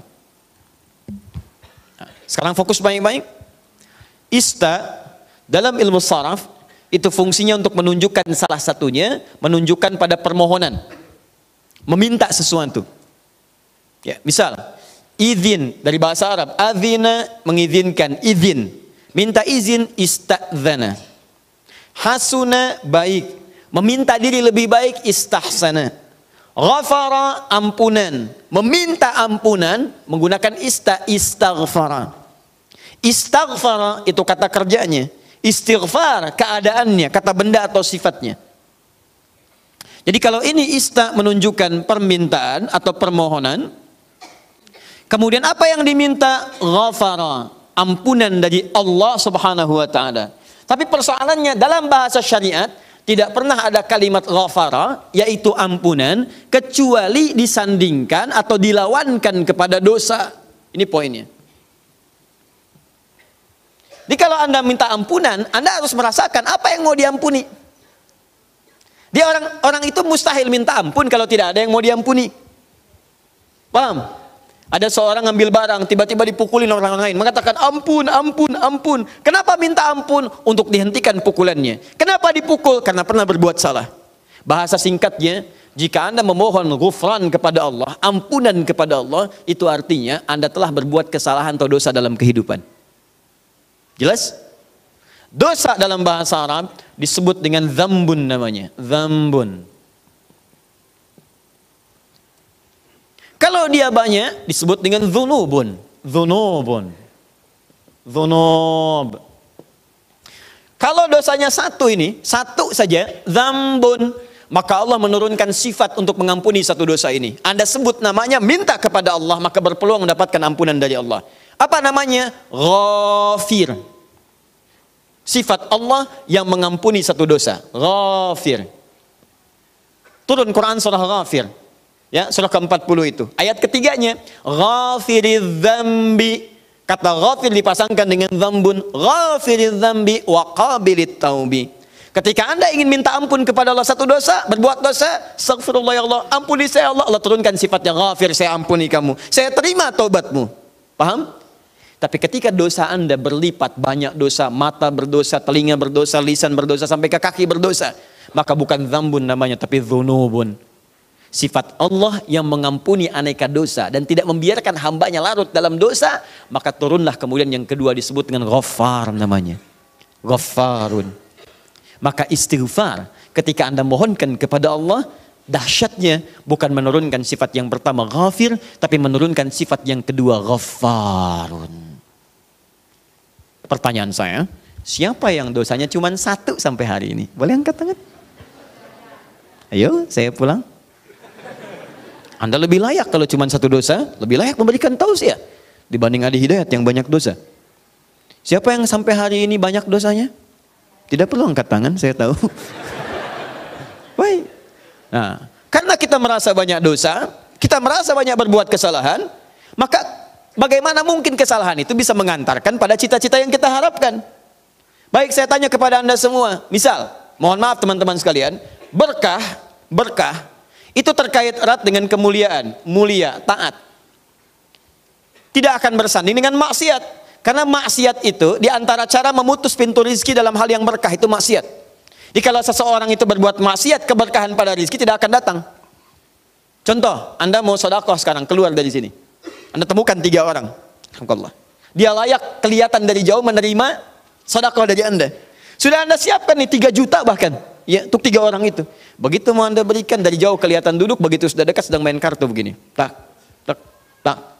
Wah, saya menang, tidak, kamu kurang, dan seterusnya. Pertanyaan saya, jadi nggak antum sedekah? Tidak, karena maksiat itu menghambat keberkahan dari rizki yang diturunkan. Nah, sekarang coba cek, mungkin rizki itu belum datang ke tempat Anda, ke rumah Anda, di kehidupan keluarga Anda. Bukan Anda kurang usaha, tapi Anda kurang mampu membebaskan diri dari maksiat dalam kehidupan. Ini poinnya. Maka dari itu ketika Anda istighfar astagfirullah, jangan cuma kosong di lisan. Kalau cuma seperti itu, balita yang umur usia 5 tahun misalnya, 5 tahun, balita 5 tahun ajarin istighfar juga. Padahal dia belum mendapatkan hisab. Anak usia 5 tahun belum balik, ajarin istighfar. Pas ada sholat, astagfirullah. Apa yang mau diampuni? Uang dosanya nggak dicatat. Ya, orang yang kurang akalnya misalnya, terganggu akalnya, itu bisa istighfar juga. Sambil ketawain Anda malah, astagfirullah. Loh. Tapi apa beda istighfar dia dengan Anda? Karena ketika dia istighfar nggak berpengaruh pada dirinya. Karena diangkat penanya. Rufi'al qalam an thalathatin. Rufi'al qalam an thalathatin. Di antaranya anil majnuni hatta yufiqa. Dari orang terganggu syaraf sampai sadar lagi. Nah, kita yang sadar ini saat ini, maka ketika Anda mengucapkan kalimat astagfirullah, kata para ulama sambil diingat, itu Anda berbuat dosa apa sampai mengucapkan ini? Sampai minta ampun kepada Allah. Dosa apa yang diperbuat? Maka kalau ingin latihan, coba urutkan dosa dari ujung kepala sampai ujung kaki. Salat yang pertama subuh misalnya. Ya jangan terlalu banyak dulu untuk dosa mata misalnya astagfirullah. Ingat-ingat mata salah apa. Jangan-jangan setiap pandangan yang Anda lakukan itu belum melahirkan keberkahan. Alhamdulillah. Bisa nggak pandangannya berkah? Ada ayatnya di Quran. Ada orang-orang yang dimuliakan oleh Allah sampai disebut kuat iman. Orang yang kuat iman, yang pandangannya itu berkah. Setiap memandang berkah. Bahkan saking berkahnya nyaman dia dalam kehidupannya. Ya, itu ada di Quran surah ke-24. Punya cahaya dia. Ayat 30 sampai 31. 30 untuk laki-laki, 31 untuk perempuan. Wa qul lil mu'minina yaghuddu min absarihim. Katakan pada perempuan laki-laki beriman, setiap lelaki beriman, perhatikan, palingkan pandangannya dari yang tidak baik. Jadi kalau orang zikirnya benar, itu dia akan berpaling dari yang tidak baik. Otomatis Pak, Bu, otomatis. Bahkan yang mirip-mirip pun dengan apa yang ia punya, belum tentu kemudian ia pandang dengan berlama-lama. Ya, misal sendal nih, pulang dari sini, melihat sendal, Anda lupa dengan sendal Anda. Begitu Anda lupa, lihat sendal yang mirip dengan sendal Anda, itu nggak akan langsung ditunjuk. Kayaknya yang itu tuh Pak, yang itu Pak, mana ini? Iya betul. Sebentar Pak, sebentar saya pastikan dulu, barangkali bukan punya saya. Oh memang bukan punya saya Pak yang ini, terus punya Bapak yang mana? Oh, saya baru ingat kesini nggak pakai sendal Pak. Ya. Jadi teman-teman sekalian itu pandangan. Coba berapa kali dalam sehari memandang yang tidak benar? TV, handphone, gambar-gambar, itu kan? Dan seterusnya, baru keluar, memandang dengan cara yang tidak layak. Sama perempuan juga begitu. Bukan kayak 31 untuk perempuan. Wa qul lil mu'minati yaghdudna min absarihinna. Katakan pada perempuan-perempuan yang beriman. Awas hati-hati, perempuan-perempuan yang beriman. Artinya kalau pandangan nggak dijaga, menunjukkan imannya lemah. Ya. Berapa kali ibu banyak memandang hal-hal yang tidak benar? Ya, berapa kali pandangannya melahirkan nafsu? Pandangan di mall dibawa sampai ke rumah. Ya, Papa tahu nggak tadi tuh ada tas bagus banget tuh, pandangan di mall, dibawa ke rumah. Baik, nggak apa-apa mah, itu bagus. Tapi tas yang sekarang mengantarkan mama ke surga insya Allah. Ya, baik. Tapi kan Pak kalau bawa tas itu ke surga lebih bagus lagi. Pokoknya ada aja lah. Udah sini. Nah jadi ketika Anda istighfar, sambil diingat dosanya. Astagfirullah, astagfirullah, mata. Terus masuk ke lisan, astagfirullah ya Allah. Mungkin dengan lisan ini, maaf orang tua saya pernah menangis. Dengan lisan ini, pasangan saya pernah bersedih. Dengan lisan ini, tetangga saya pernah kabur dari saya. Dengan lisan ini, anak saya pernah menjerit. Dengan lisan ini, ya Allah barangkali itu yang menghambat keberkahan dalam kehidupan saya. Astagfirullah, astagfirullah, astagfirullah. Setelah itu dosa Anda, setelah tuntas sampai dengan ujung kaki, dosa Anda pada orang tua.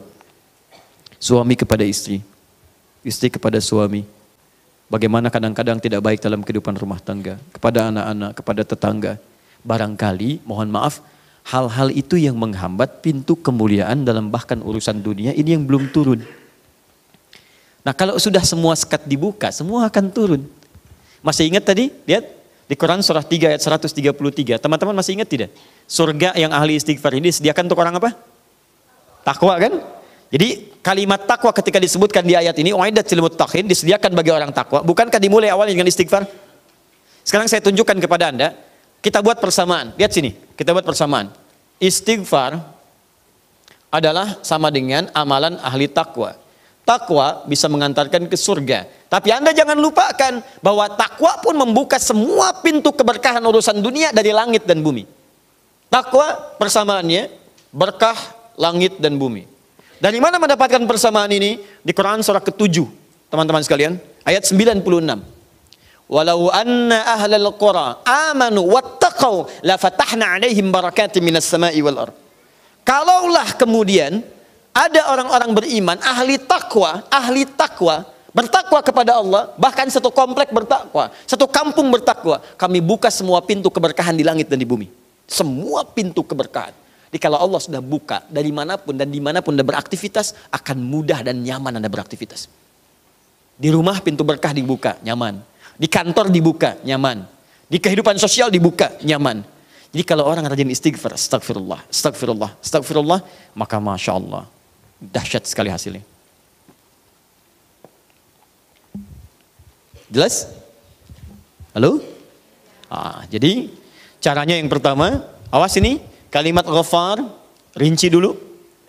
Rinci dosa-dosanya, begitu istighfar, rinci astagfirullah, astagfirullah, astagfirullah, astagfirullah. Jelas? Baik, kalau sudah nyaman dengan ini, perhatikan baik-baik. Ini ada turunan-turunannya di sini. Di antara turunannya tadi ada curah hujan yang lebat, ya. Nah, maka kalau misalnya di tempat Anda hujan sedang kering, ya, ada kekeringan, jarang turun hujan, coba dicek dulu. Barangkali hujan belum turun di tempat Anda, bukan karena curahnya aja yang belum datang. Barangkali curah maksiatnya kebanyakan. Ya, sehingga itu harus dibuka dulu, buka, lempar sehingga keberkahan turun. Maka amalan pertama kata para ulama yang dilakukan adalah coba satu kompleks, satu kampung istighfar dulu pada Allah. Istighfar, istighfar, istighfar, istighfar, lalu minta kepada Allah dengan kemuliaan, tunaikan salat istisqa, maka turun hujan pada saat itu. Ini poin ini. Demikian yang lainnya. Di satu, cara beristighfar dengan cara mengingat dosa kita di hadapan Allah Subhanahu wa ta'ala. Dua, tahan sebentar. Istighfar juga mampu menghadirkan cinta Allah Subhanahu wa ta'ala. Mampu menghadirkan cinta Allah Subhanahu wa ta'ala. Nanti begitu saya minta dihapus, ini akan dihapus, jadi nanti akan diteruskan pada beberapa yang lain. Sudah dipahami tadi? Jadi boleh dihapus ya? Baik. Jazakallah khair. Kalau tidak saya istighfar nanti. Ya. Dua, istighfar bisa menghadirkan cinta Allah Subhanahu wa ta'ala. Dalilnya Quran surah ketiga ayat 31.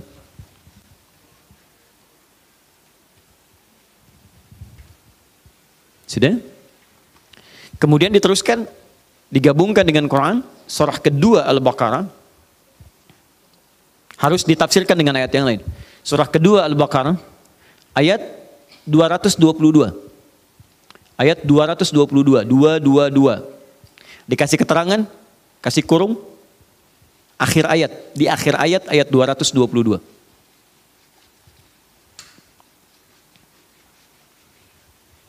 Dan satu lagi, Quran surah ke-40, ayat ketiga. Ghafir, ayat ketiga. Perhatikan, saya bikin persamaan ya, ini tidak mudah persamaannya. Perhatikan baik-baik. Di Quran surah Ghafir, ayat yang ketiga, Allah mengatakan, lihat kalimatnya, ghafiriz dzambi, wa qabilit taubi, wa qabil at-taubi. Perhatikan sini. Ghafiriz dzambi, Allah yang mengampuni dosa. Oke? Cara ampunannya adalah dengan mengatakan istighfar. Astaghfirullah. Astaghfirullah. Fokus.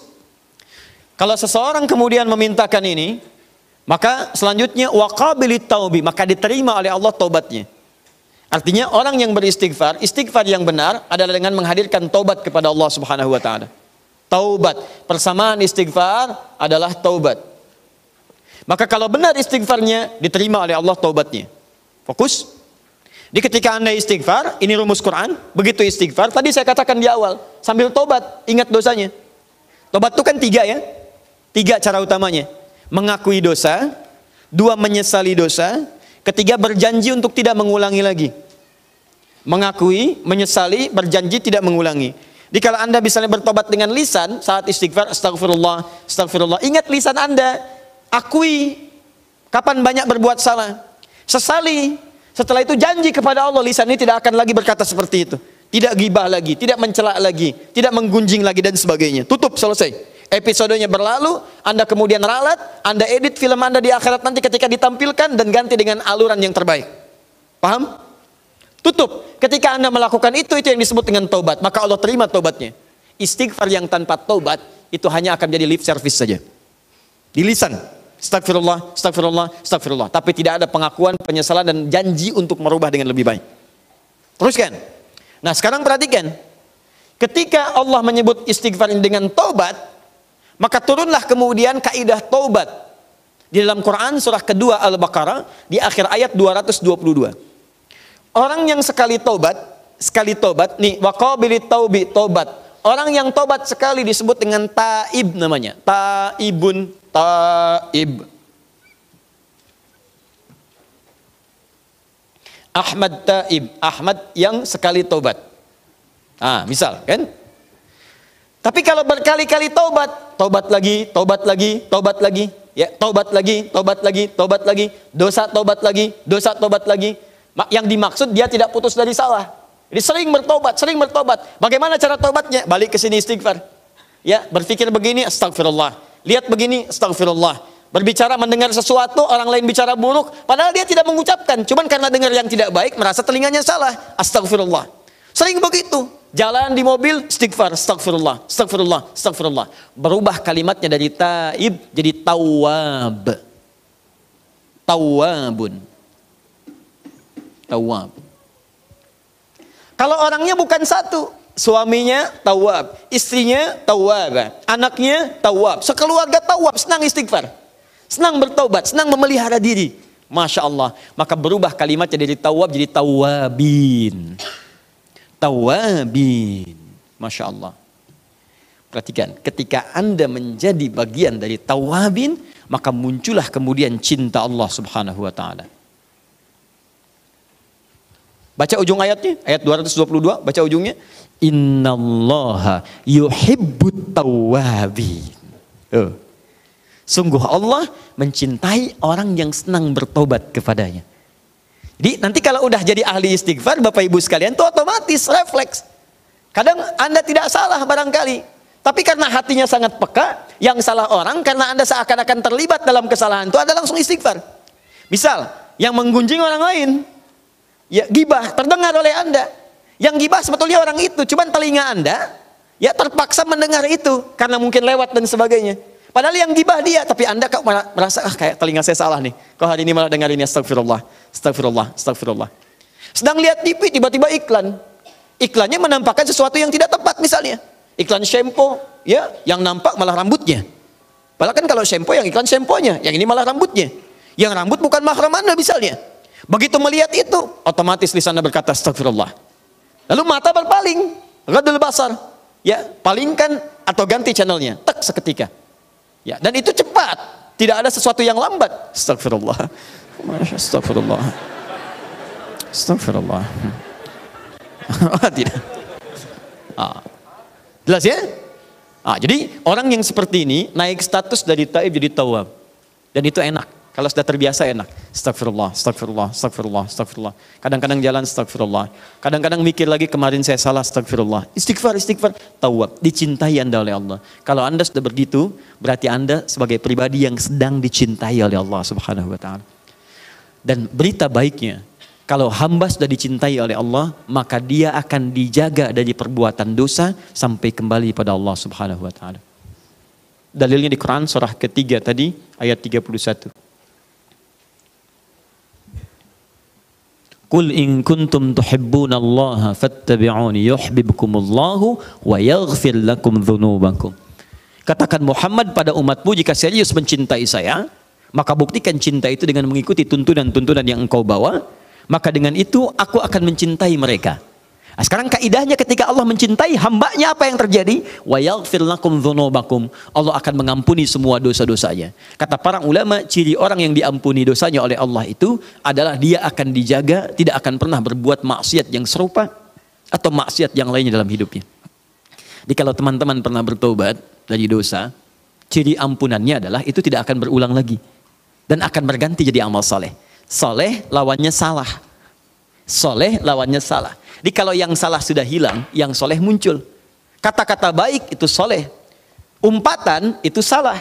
Di orang yang terbiasa meninggalkan umpatan, dia akan terbiasa berkata yang mulia. Sederhana sebetulnya. Jadi kalau kata-kata Anda sedang mengeluarkan yang kotor, ini menunjukkan amal soleh Anda kurang. Karena yang soleh itu tidak akan bertemu dengan yang salah. Maksiat tidak akan ketemu dengan taat. Sederhana. Jadi kalau Anda bisa memilih yang soleh, kenapa Anda pilih yang salah? Ya. Kalau Anda bisa memilih taat, kenapa mesti melakukan maksiat? Rizki itu, Anda mau cari dengan yang soleh atau dengan cara yang salah, tidak akan pernah mengubah jumlahnya. Tetap akan sama. Sampai meninggal tidak akan berubah. Yang beda cuma keberkahannya. Anda cari dengan cara yang jujur misalnya. Hidup Anda sampai dengan meninggal 100 miliar. Anda cari dengan korupsi, nggak akan menambah, nggak akan kurang 100 miliar juga. Cuman barangkali yang beda keberkahannya. Jadi kalau Anda bisa mencari dengan yang halal, kenapa mesti maksa mencari yang haram? Gak akan berubah. Tapi kan lebih banyak itu cuma dikumpulin, bikin Anda capek. Segitu juga nilainya. Anda korupsi datang misalnya 50 juta. 50 juta itu cuma Anda pegang, hitung pegang. Dengan yang satu turunnya 500 ribu per bulan. 500 ribu. Dijaga oleh Allah supaya nggak capek. Sudah, kamu nggak usah capek ngitung. Ya, biar saya yang pegang. Butuh, saya kasih. Pas butuh, ada. Pas butuh ada, datang. Saya kemarin malam atau awal malam Jumat kemarin saya cerita, ada keluarga penghafal Quran, hamalatul Quran. Istrinya penghafal Quran, suaminya penghafal Quran, istrinya bahkan sudah punya sanad, anak-anaknya penghafal Quran. Anda tahu teman-teman, suaminya dalam kacamata manusia, hanya dalam kacamata manusia, seorang kuli bangunan. Datang berangkat. Bawa uang cuma 500 ribu, Bu. 500 ribu ke rumah. Tapi setiap suaminya bawa uang ke rumah, kata istrinya, alhamdulillah Abi bawa uang banyak sekali. Banyak sekali. Istrinya kadang ke sawah, nanam padi, bawa kayu. Itu saya pernah lihat gambarnya bawa kayu itu selalu begini, Masya Allah, luar biasa. Tapi dahsyatnya, Anda berkunjung ke tempatnya, selalu tersaji makanan yang beraneka ragam. Kue ini, makanan ini, dan sebagainya. Dan berkah hidupnya. Enak gitu. Nikmat. Jadi saya katakan pada Anda, kalau Anda sudah mendekat kepada Allah menjadi hamba yang dicintainya, Anda nggak akan susah dalam kehidupan dunia. Dan diantara caranya ini, astagfirullah. Kalau Anda sudah dicintai oleh Allah, mohon maaf ya, jangankan kemudahan hidup, doa Anda seketika sebelum meminta sudah Allah kabulkan. Saya pernah katakan pada Anda seorang tukang roti yang merindukan Imam Ahmad. Tukang roti ini kemudian, Imam Ahmad itu punya kejadian yang unik teman-teman sekalian. Ya, saya pernah kisahkan beberapa kali kisah ini. Itu satu kali ada dorongan di hatinya untuk pergi ke Mesir. Berangkat aja. Begitu berangkat, capek beliau istirahat di dalam satu masjid. Faqih, ahli fikih, ulama besar. Tapi barangkali namanya sampai duluan kepada banyak orang sebelum kelihatan gambarnya atau wajahnya. Sosoknya belum pernah terlihat, tapi namanya menembus batas penglihatan orang lain. Hampir semua kalangan kenal dengan Imam Ahmad. Kenal dalam pengertian, pernah mendengar namanya. Tapi belum pernah melihat sosoknya. Tiba-tiba ketika istirahat di dalam masjid, marbot masjidnya mengatakan, keluar dari sini. Keluar. Karena belum pernah lihat Imam Ahmad sebelumnya. Imam Ahmad tidak pernah mengatakan, saya Imam Ahmad. Tidak. Ya, tapi kata beliau, saya hanya beristirahat. Karena tahu fikihnya. Tidak, kamu keluar dari sini. Maka ketika beliau keluar istirahat di alas di luar itu. Di pelataran. Diusir juga. Rawah katanya. Di bahasa Arab itu ada 3 cara minta orang pergi. Ya, untuk keluar. 1 ukhruj atau idhab, pergi. Yang kedua barah, keluar. Ya, kalau sudah barah itu sudah agak kasar.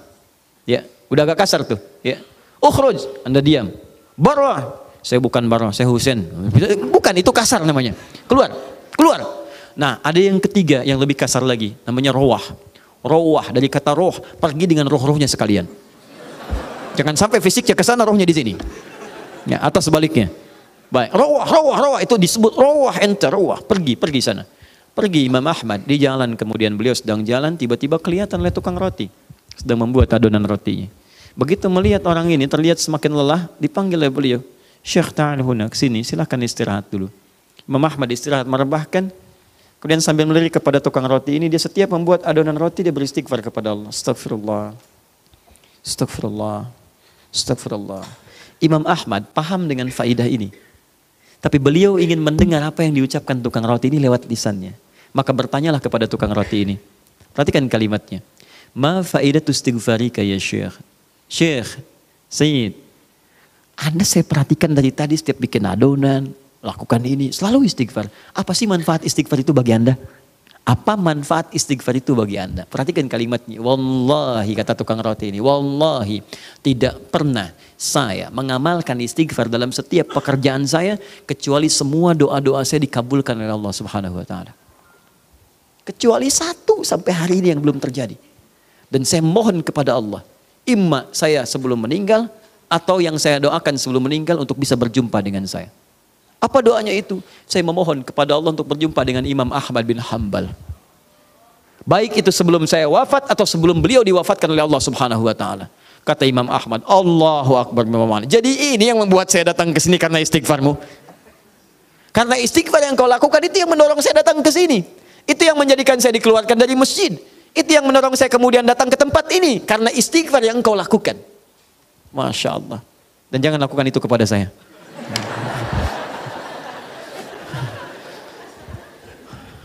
Jadi teman-teman sekalian, ini banyak manfaatnya. Makanya Quran memaksa kita.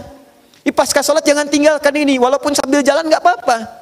Anda memang ada kebutuhan, misalnya ada keperluan mendesak berangkat kantor. Bukankah ke kantor mencari rezeki? Bukankah istighfar mempercepat rezeki? Bukankah ke kantor mencari berkah? Bukankah istighfar mempercepat berkah? Jangan hilangkan istighfar hanya karena Anda mesti berangkat cepat-cepat. Begitu selesai, Assalamualaikum, Assalamualaikum, qiyaman. Anda boleh sambil berdiri, sambil jalan. Astagfirullah, astagfirullah, astagfirullah. Pak Andi, ya mau kemana? Astagfirullah. Astagfirullah, jalan. Assalamualaikum akhi. Ila aina anta? Ila liqa. Astagfirullah, astagfirullah. Jalan, jalan, jalan, jalan. Bila? Duduk, tenang. Di rumah sakit boleh, tapi kan tidak harus menafikan sholat.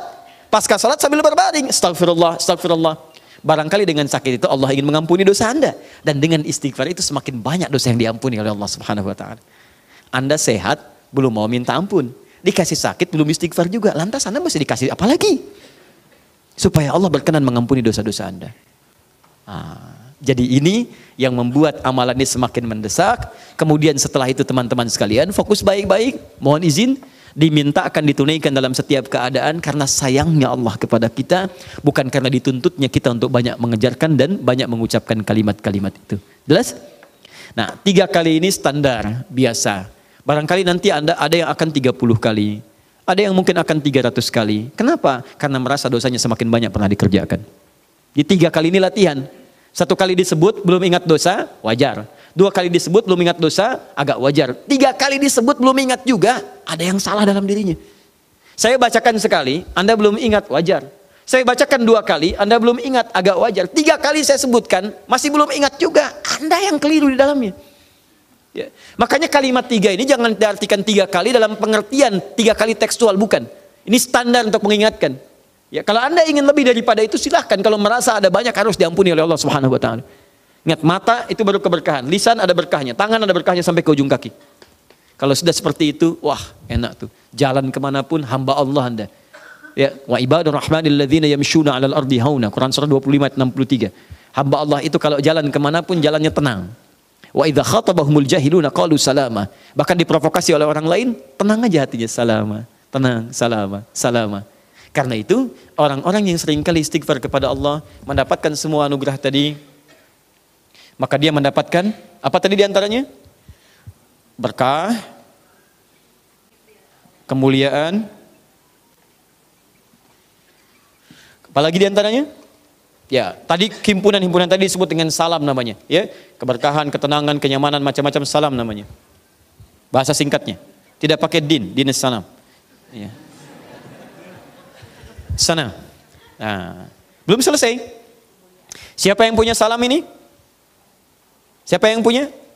Yang punya tadi semua anugerah tadi siapa? Allah. Masya Allah. Dari mana semua kemuliaan ini? Dari Allah. Baik, teman-teman sekalian, siapa yang menurunkan keberkahan? Allah. Baik, siapa yang punya kemuliaan? Allah. Baik, kalau Anda mau mintakan semua itu setelah tadi istighfar semuanya dimintakan dengan baik, Anda akui semua dari Allah, Anda katakan Allahumma. Siapa yang punya tadi salam? Allah. Antas salam. Dari mana semua ini? Allah. Wa minkas salam. Baik, siapa yang punya keberkahan? Allah tabarakta. Siapa yang punya kemuliaan? Allah. Ya dzal jalali wal ikram. Karena itu di hadis ini, Muslim nomor hadis 591, kalimat istighfar yang 3 kali disambungkan dengan kalimat Allahumma antas salam wa minkas salam tabarakta ya dzal jalali wal ikram. Bahkan ada yang menyambungkan langsung dengan doa supaya sekaligus minta kemuliaan. Allahumma antas salam wa minkas salam wa ilaika ya'udus salam fa hayyina rabbana bis salam wa adkhilna jannata daras salam tabarakta ya dzal jalali wal ikram. Semua doa tadi adalah menghimpun kalimat-kalimat yang 6 tadi. Jadi bukan berarti menambah bacaan, dia menyandingkan zikir dari Nabi dengan doa-doa kepada Allah, mengambil keumuman hadis. Kalau Anda ingin ngambil yang paling pendek standar, boleh. Setelah istighfar, Anda akui dari mana semua itu. Allahumma antas salam. Ya Allah, hamba yakin dengan istighfar ini semua kemuliaan hanya milikmu. Wa minkas salam, semua darimu ya Allah. Tabarakta ya dzal jalali wal ikram. Terima kasih Allah, Engkau pemilik segala keberkahan, Engkau pemilik segala kemuliaan. Mohon berikan semuanya itu kepada hamba ya Allah untuk mendapatkan kemudahan hidup dunia akhirat. Itu poinnya. Kalau ingin langsung minta, maka ulama kemudian merumuskan kalimatnya, disampaikan pada kita. Dan ulama pewaris Nabi. Di hadis Ibnu Majah nomor hadis 233 dari Abu Darda radhiyallahu taala anhu, wa innal ulama'a warathatul anbiya. Para ulama itu pewaris Nabi, pewaris para nabi. Maka mereka mengatakan kalau ingin langsung minta semua kemuliaan tadi, silahkan bacakan Allahumma antas salam sekaligus dengan doanya. Allahumma antas salam wa minkas salam wa ilaika ya'udus salam fa hayyina rabbana bis salam wa adkhilnal jannata daras salam, jannah yang tadi ya. Tabarakta ya dzal jalali wal ikram. Kalau ingin singkat, kembalikan ke asal mula tekstual tadi. Allahumma antas salam wa minkas salam tabarakta ya dzal jalali wal ikram. Paham sampai sini? Itulah kenapa Anda mesti baca kalimat ini. Bukan kalimat formalitas. Astagfirullah, astagfirullah, astagfirullah. Allahumma antas salam, minkas salam, tabarakta ya dzal jalali wal ikram. Kenapa baca itu? Junnah. Bukan. Bukan karena sunnah, bukan karena yang lain. Itu memang sunnah, tapi sunnah itu diminta untuk difahami dan diamalkan untuk mendapatkan curahan ini semua. Wallahu ta'ala a'lam bissawab. Jelas? Nah, itulah kenapa para ulama membimbing kita untuk membaca doa ini. Nabi sampai mencontohkan dengan tegas dan Al-Quran sampai menguatkan jangan sampai ditinggalkan kalimat-kalimat ini sekalipun Anda mesti terburu-buru dalam mengerjakan aktivitas kehidupan. Itu barangkali bagian amal yang pertama yang bisa kita lakukan. Baik, paham sampai sini? Jelas? Baik, kalau paham dan jelas, boleh saya tambah satu amalan lagi? Boleh ya? Baik. Tidak? Oh boleh, baik, baik. Oh, tidak dilarang maksudnya ya. Baik, dua, agak cepat.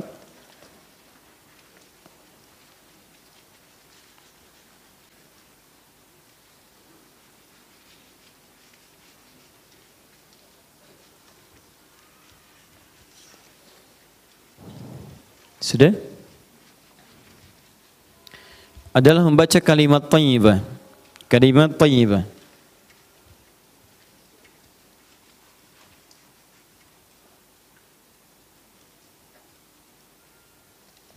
Kalimat thayyibah. Dalilnya hadis riwayat Muslim nomor hadis 593. Anda boleh mencatat sendiri, tidak ada masalah. Nanti jangan khawatir kalau kurang pun akan ketinggalan. Saya tadi katakan saya sudah rangkum di sini, ya. Tapi nanti uraian jelasnya itu yang saya terangkan di sini. Ya. Sudah, kalimat thayyibah. Apa itu kalimat thayyibah? Sudah? Adalah doa-doa atau untaian kalimat, doa-doa atau untaian kalimat yang menunjukkan keesaan, keagungan, dan kemuliaan Allah Subhanahu wa taala. Dan kemuliaan Allah Subhanahu wa taala, keesaan, keagungan dan kemuliaan Allah Subhanahu wa taala.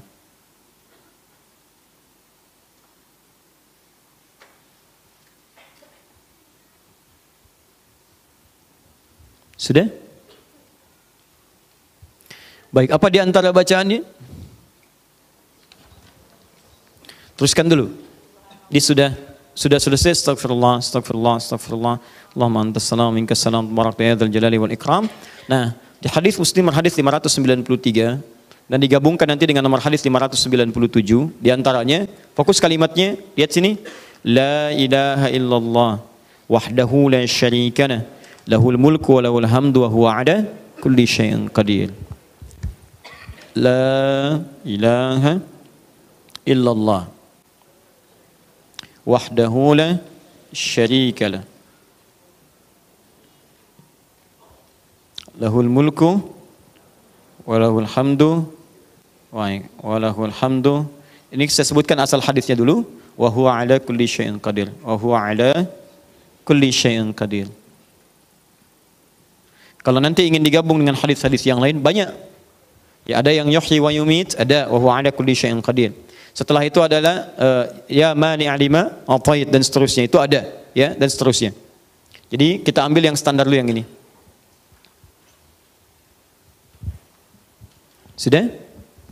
La ilaha illallah wahdahu la syarika lahul mulku wa lahul hamdu wa huwa ala kulli syai'in qadir. Baik, saya ambil yang standar dulu. Yang lainnya nanti sudah saya turunkan di catatan kami. Ada yang pakai yuhyi wa yumit, ada yang pakai doa-doa tambahan lain, itu tidak ada masalah. Ya. Jadi ambil yang standar dulu. Lihat sini. La ilaha illallah wahdahu la syarika lahul mulku wa lahul hamdu wa huwa ala kulli syai'in qadir. Perhatikan cara berzikir atau cara membacanya. Perhatikan baik-baik.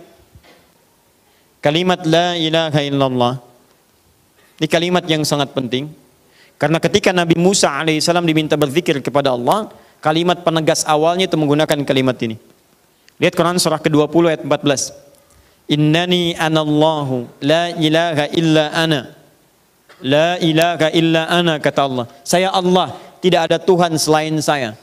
Kalau sayanya kita ganti langsung kepada Allah, kalimatnya la ilaha illallah. Tidak ada Tuhan selain Allah. Fa'budni, ini yang paling penting. Fa'budni. Wa aqimis salata lidzikri, tunaikan salat sebagai zikir kepada saya. Zikir. Ketika Allah menutup ayat ini dengan kalimat zikir, maka zikir yang utama di sini dibuka dengan kalimat ini intinya. La ilaha illallah. Perhatikan baik-baik.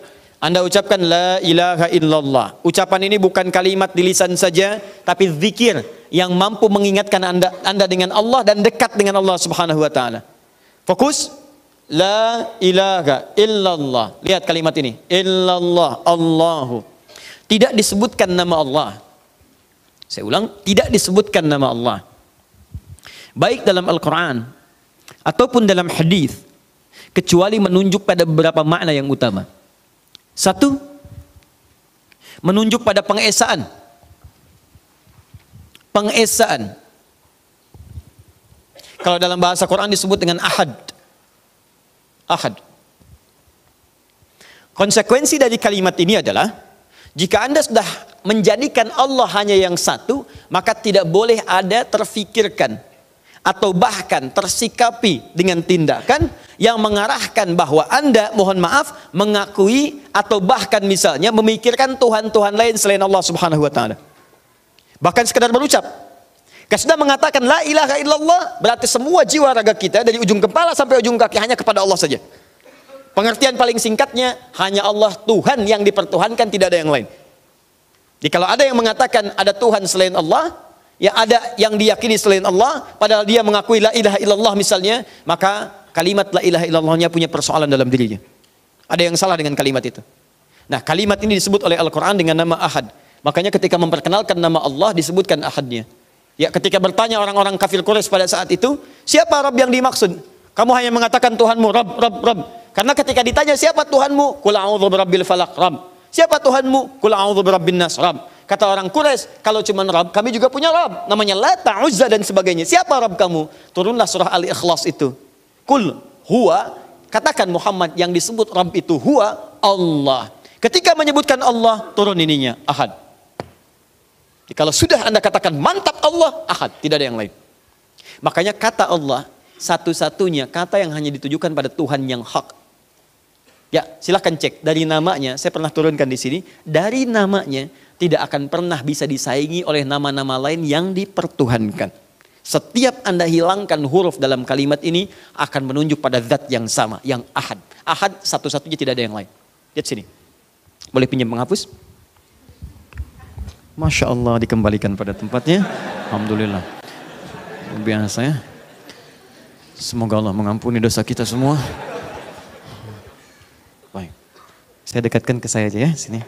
Lihat sini. Allah, Allah, Masya Allah. Lihat sini. Ahad. Sifat ketuhanannya. Saya buang hamzah wasalnya begini. Baca. Lillahi ma fis samawati wa ma fil ard. Begitu saya hilangkan satu hurufnya masih menunjuk pada zat yang sama, Allah. Saya buang lam pertama satu, otomatis tasdidnya ikut hilang. Baca. Lahu mulkus samawati wal ard. Masih menunjuk pada zat yang sama. Saya hapus lagi lamnya. Baca. Hu ini singkatan dari huwa. Kalau Anda baca huwa dalam bahasa Arab, ini Anda baca huwa misalnya, kemudian Anda berhenti di kalimat ini, wakawaknya nggak muncul. Contoh, Anda baca ayat kursi Al-Baqarah ayat 255. Allahu la ilaha illa huwal hayyul qayyum. Anda mau berhenti di huwa, maka Anda bacakan Allahu la ilaha illa hu. Hu. Paham? Hu. Apa artinya hu? Huwa. Siapa huwa itu? Balik. Kul huwa Allahu ahad. Kalau Anda tanya, hu itu apa? Huwa. Siapa huwa ini? Balikan. Kul al-ikhlas. Huwa. Katakan yang dimaksud huwa itu Allah ahad. Hapus semua hurufnya. Hapus. Baca. Tidak ada bahasa Arabnya ghaib. Ghaib itu tidak kelihatan. Maka sifat Allah disebut dengan ghaib. Al-Baqarah dalilnya ayat ketiga. Alladzina yu'minuna bil ghaib. Perhatikan, semua sifat yang menunjuk kepada Allah, kalau nama ini bukan nama yang dikehendaki oleh Tuhan yang hak, mustahil punya sifat seperti ini. Perbedaan dengan manusia banyak. Jadi kalau Anda menemukan kata-kata kalimat-kalimat yang dipertuhankan tidak sama dengan yang ini, teman-teman, maka dia bukan Tuhan yang hak. Misal, ayo bandingkan dengan kreasi manusia. Nama saya disematkan oleh bapak dan ibu saya. Disebut dengan Adi, A-D-I, Adi. Hapus hurufnya satu. Yo. Di. Menunjuk pada saya? Belum tentu. Saya lewat ada panggil di. Belum tentu saya nengok. Mungkin yang nengok Dedi, yang nengok Andi, yang nengok Edi, banyak. Anda misalnya hilangkan lagi satu huruf ya apa? Saya makin gak enak. Dah. Cek. Silakan lihat, dihapus, orangnya nggak ada. Selesai. Karena ketika nama Anda dihapus di kantor, Anda sudah tidak bekerja di situ lagi. Ketika nama Anda dihapus dalam arsip kehidupan dunia, artinya Anda sudah masuk ke liang lahat. Nah, persoalannya, berarti kalau ada nama-nama yang dipertuhankan, dihapus setiap hurufnya tidak menunjuk pada zat yang sama, itu menunjukkan dia bukan Tuhan yang hak. Itu diantara argumentasi tauhid dari pembahasan tentang kaidah uluhiyah, tauhid uluhiyah. Sederhana tapi dalam maknanya. Silahkan cek dengan nama lain yang dipertuhankan. Tidak perlu di sini, ya. Jika dialog misalnya turunkan nama-nama yang dipertuhankan, turunkan, hapus setiap hurufnya, maka Anda akan temukan perbedaan di dalamnya.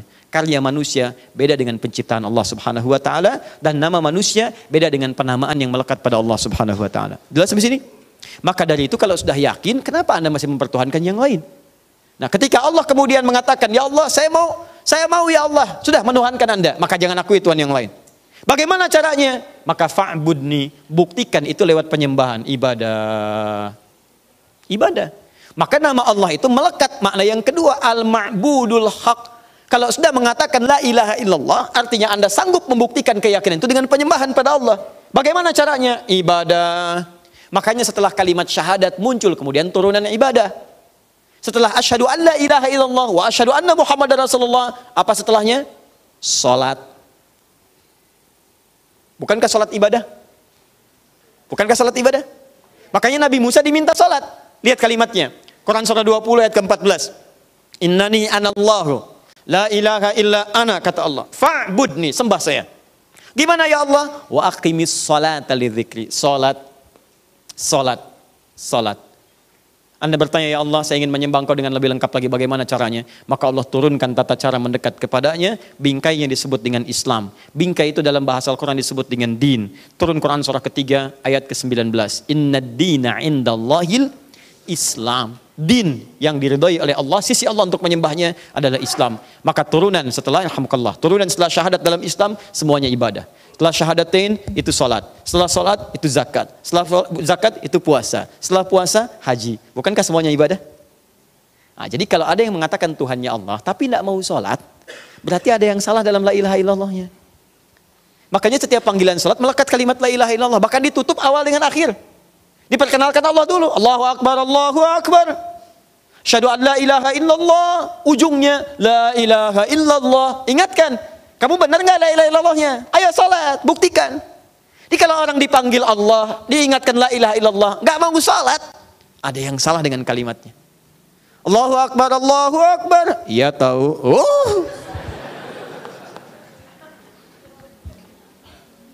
Paham? Ah, itu. Yang paling bahaya itu adalah ketika Allah mengatakan din itu cuma satu cara ibadah kepada saya, cuma satu, namanya Islam, sembah saya. Lantas Anda mengatakan semua agama sama. Caranya beda, cuma menuju Tuhan yang sama. Itu lebih fatal lagi. Lebih fatal lagi. Karena menunjukkan dia tidak paham dengan kalimat la ilaha illallah. Nah, karena itu, mohon izin ya, mohon maaf. Ketika Anda sudah istighfar mengatakan ini la ilaha illallah wahdahu la syarikalah, teruskan.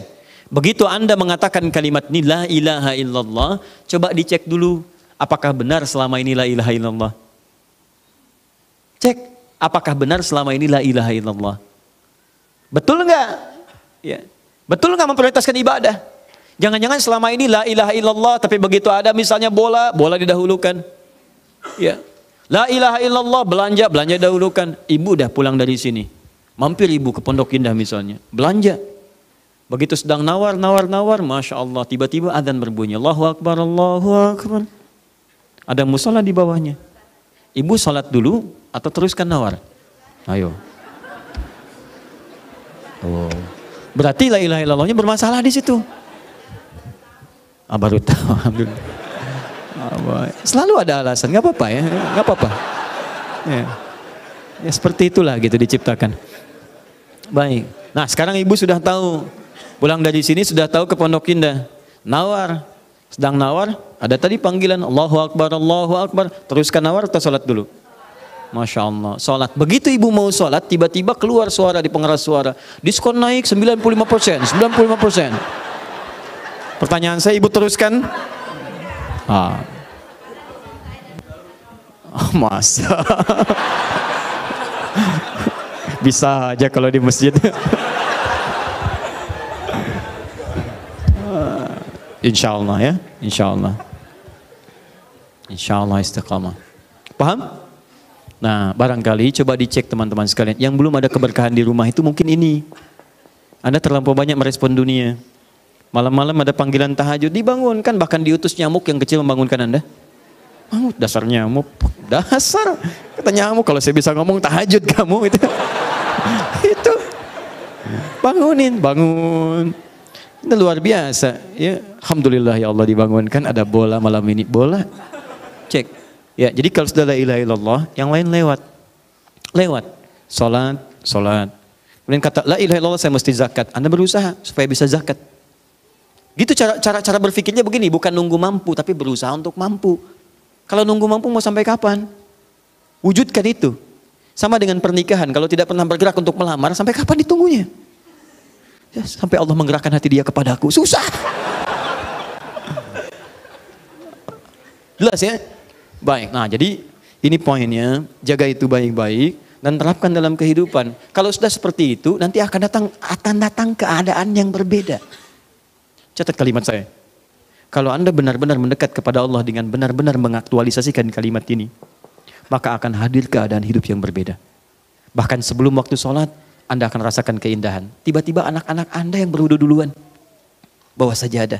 Padahal dia baru 5 tahun, 4 tahun. Karena Anda sering mencontohkan dalam hidup. Tiba-tiba dia datang ke kamar mandi.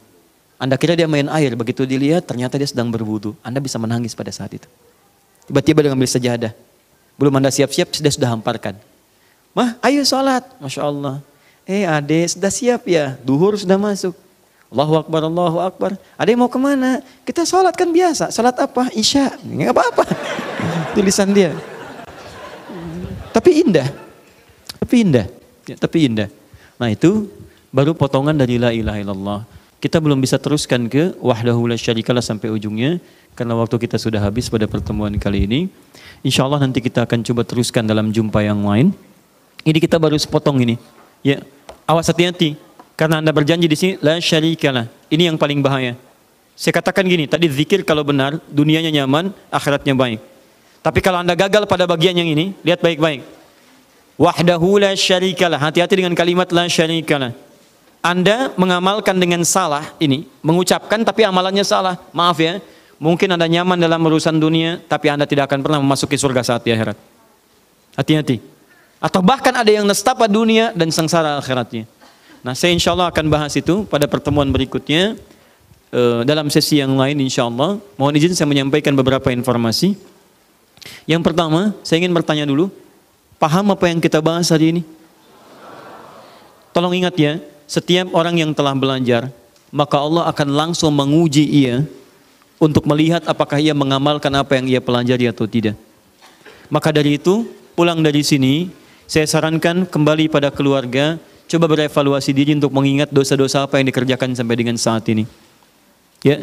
Kemudian setelah itu mohonkan supaya Allah bimbing kehidupan supaya lebih baik sampai kembali kepada Allah. Yang kedua, jaga tauhid sampai kembali kepada Allah, karena itu yang akan menentukan kebahagiaan kita ketika menghadap pada Allah Subhanahu wa taala. Kemudian izin menyampaikan informasi bahwa yang pertama, materi-materi ini saya tadi telah tegaskan bahwa alhamdulillah telah kami rumuskan di sini. Ya, ini ada 4 halaman. Tapi saya coba mau detilkan dulu ya beberapa bagiannya supaya tampil lebih baik. Ya, ini baru tadi saya tuliskan ba'da salat subuh. Jadi saya kira perlu dicantumkan dulu referensi beberapa bagiannya supaya nanti jadi petunjuk yang utuh. Ya, saya tidak menyukai tulisan yang masih umum sifatnya. Ya. Kemudian yang selanjutnya yang ketiga, bagi teman-teman, saya sebut teman-teman barangkali yang kemarin mengikuti beasiswa atau tes beasiswa untuk ke Turki dan beberapa negara yang lain. Kemarin ada 800 orang yang mengikuti. Dan saya bersyukur kepada Allah, mereka orang-orang yang hebat, orang-orang yang punya visi yang sangat bagus. Dan saya akan berusaha semaksimal mungkin ya memberikan yang terbaik, walaupun mungkin tidak ke Turki semuanya, karena yang diterima cuma 12 orang untuk ke Turki, ya dari 800 itu. Nanti ada yang juga ke Sudan, ada yang ke Irak, juga ada yang di Saudi, juga ada sekolah Saudi yang di sini. Saya akan coba maksimalkan supaya mereka mendapatkan bimbingan yang terbaik sampai dengan mendapatkan apa yang dicita-citakan insya Allah. Insya Allah berita baiknya yang lulus telah kami sampaikan di web quantumakhir.com, 12 orang. Kemudian kami akan berangkatkan bulan September, langsung akan dijemput dari Turkinya ke sini, ya dengan tokoh-tokoh ulama dari sana. Ya nanti insya Allah juga berangkat langsung ke sana. Kemudian yang lainnya nanti September berita baiknya akan datang utusan dari Sudan, kemudian juga dari Irak, dan mungkin akan juga diadakan imtihan qabul atau tes penerimaan.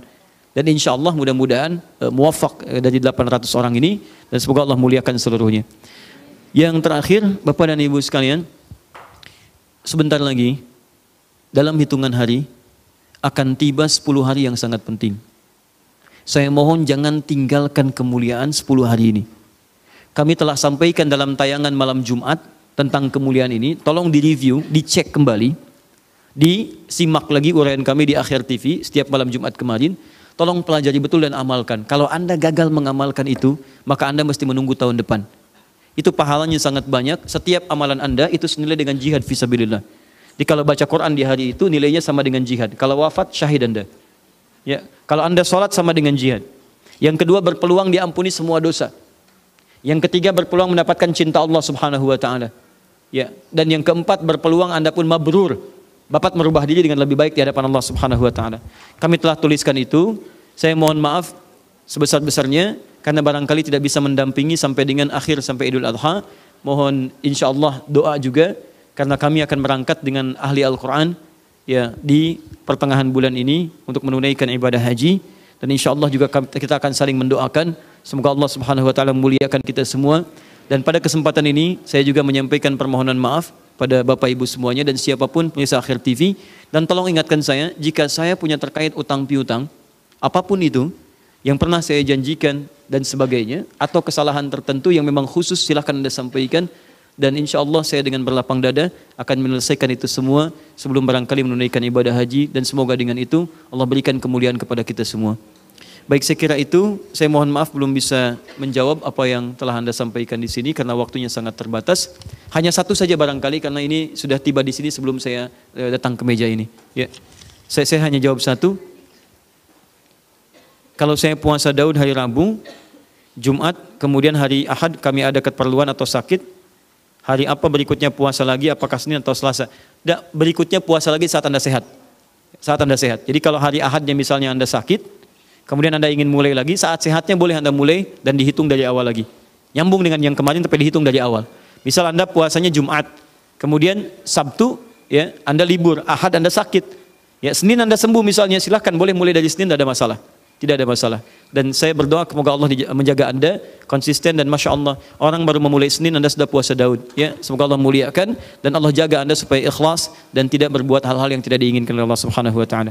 Subhanakallahumma wa bihamdika asyhadu an la ilaha illa anta astaghfiruka wa atubu ilaik.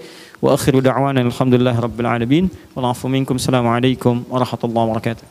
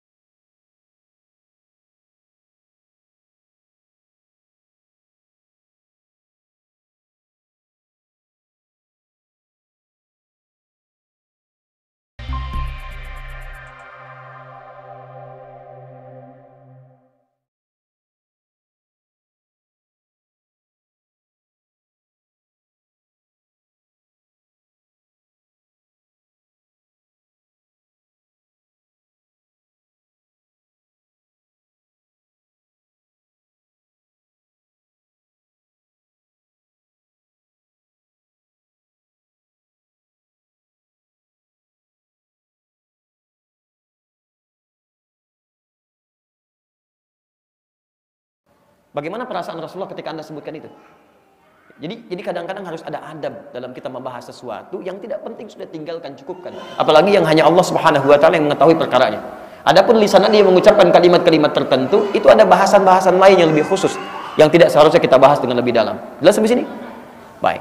Apalagi mohon maaf, saya tekankan ya. Jangan sampai juga ada orang-orang datang ke majelis ilmu hanya sekedar ingin menguji ustadznya.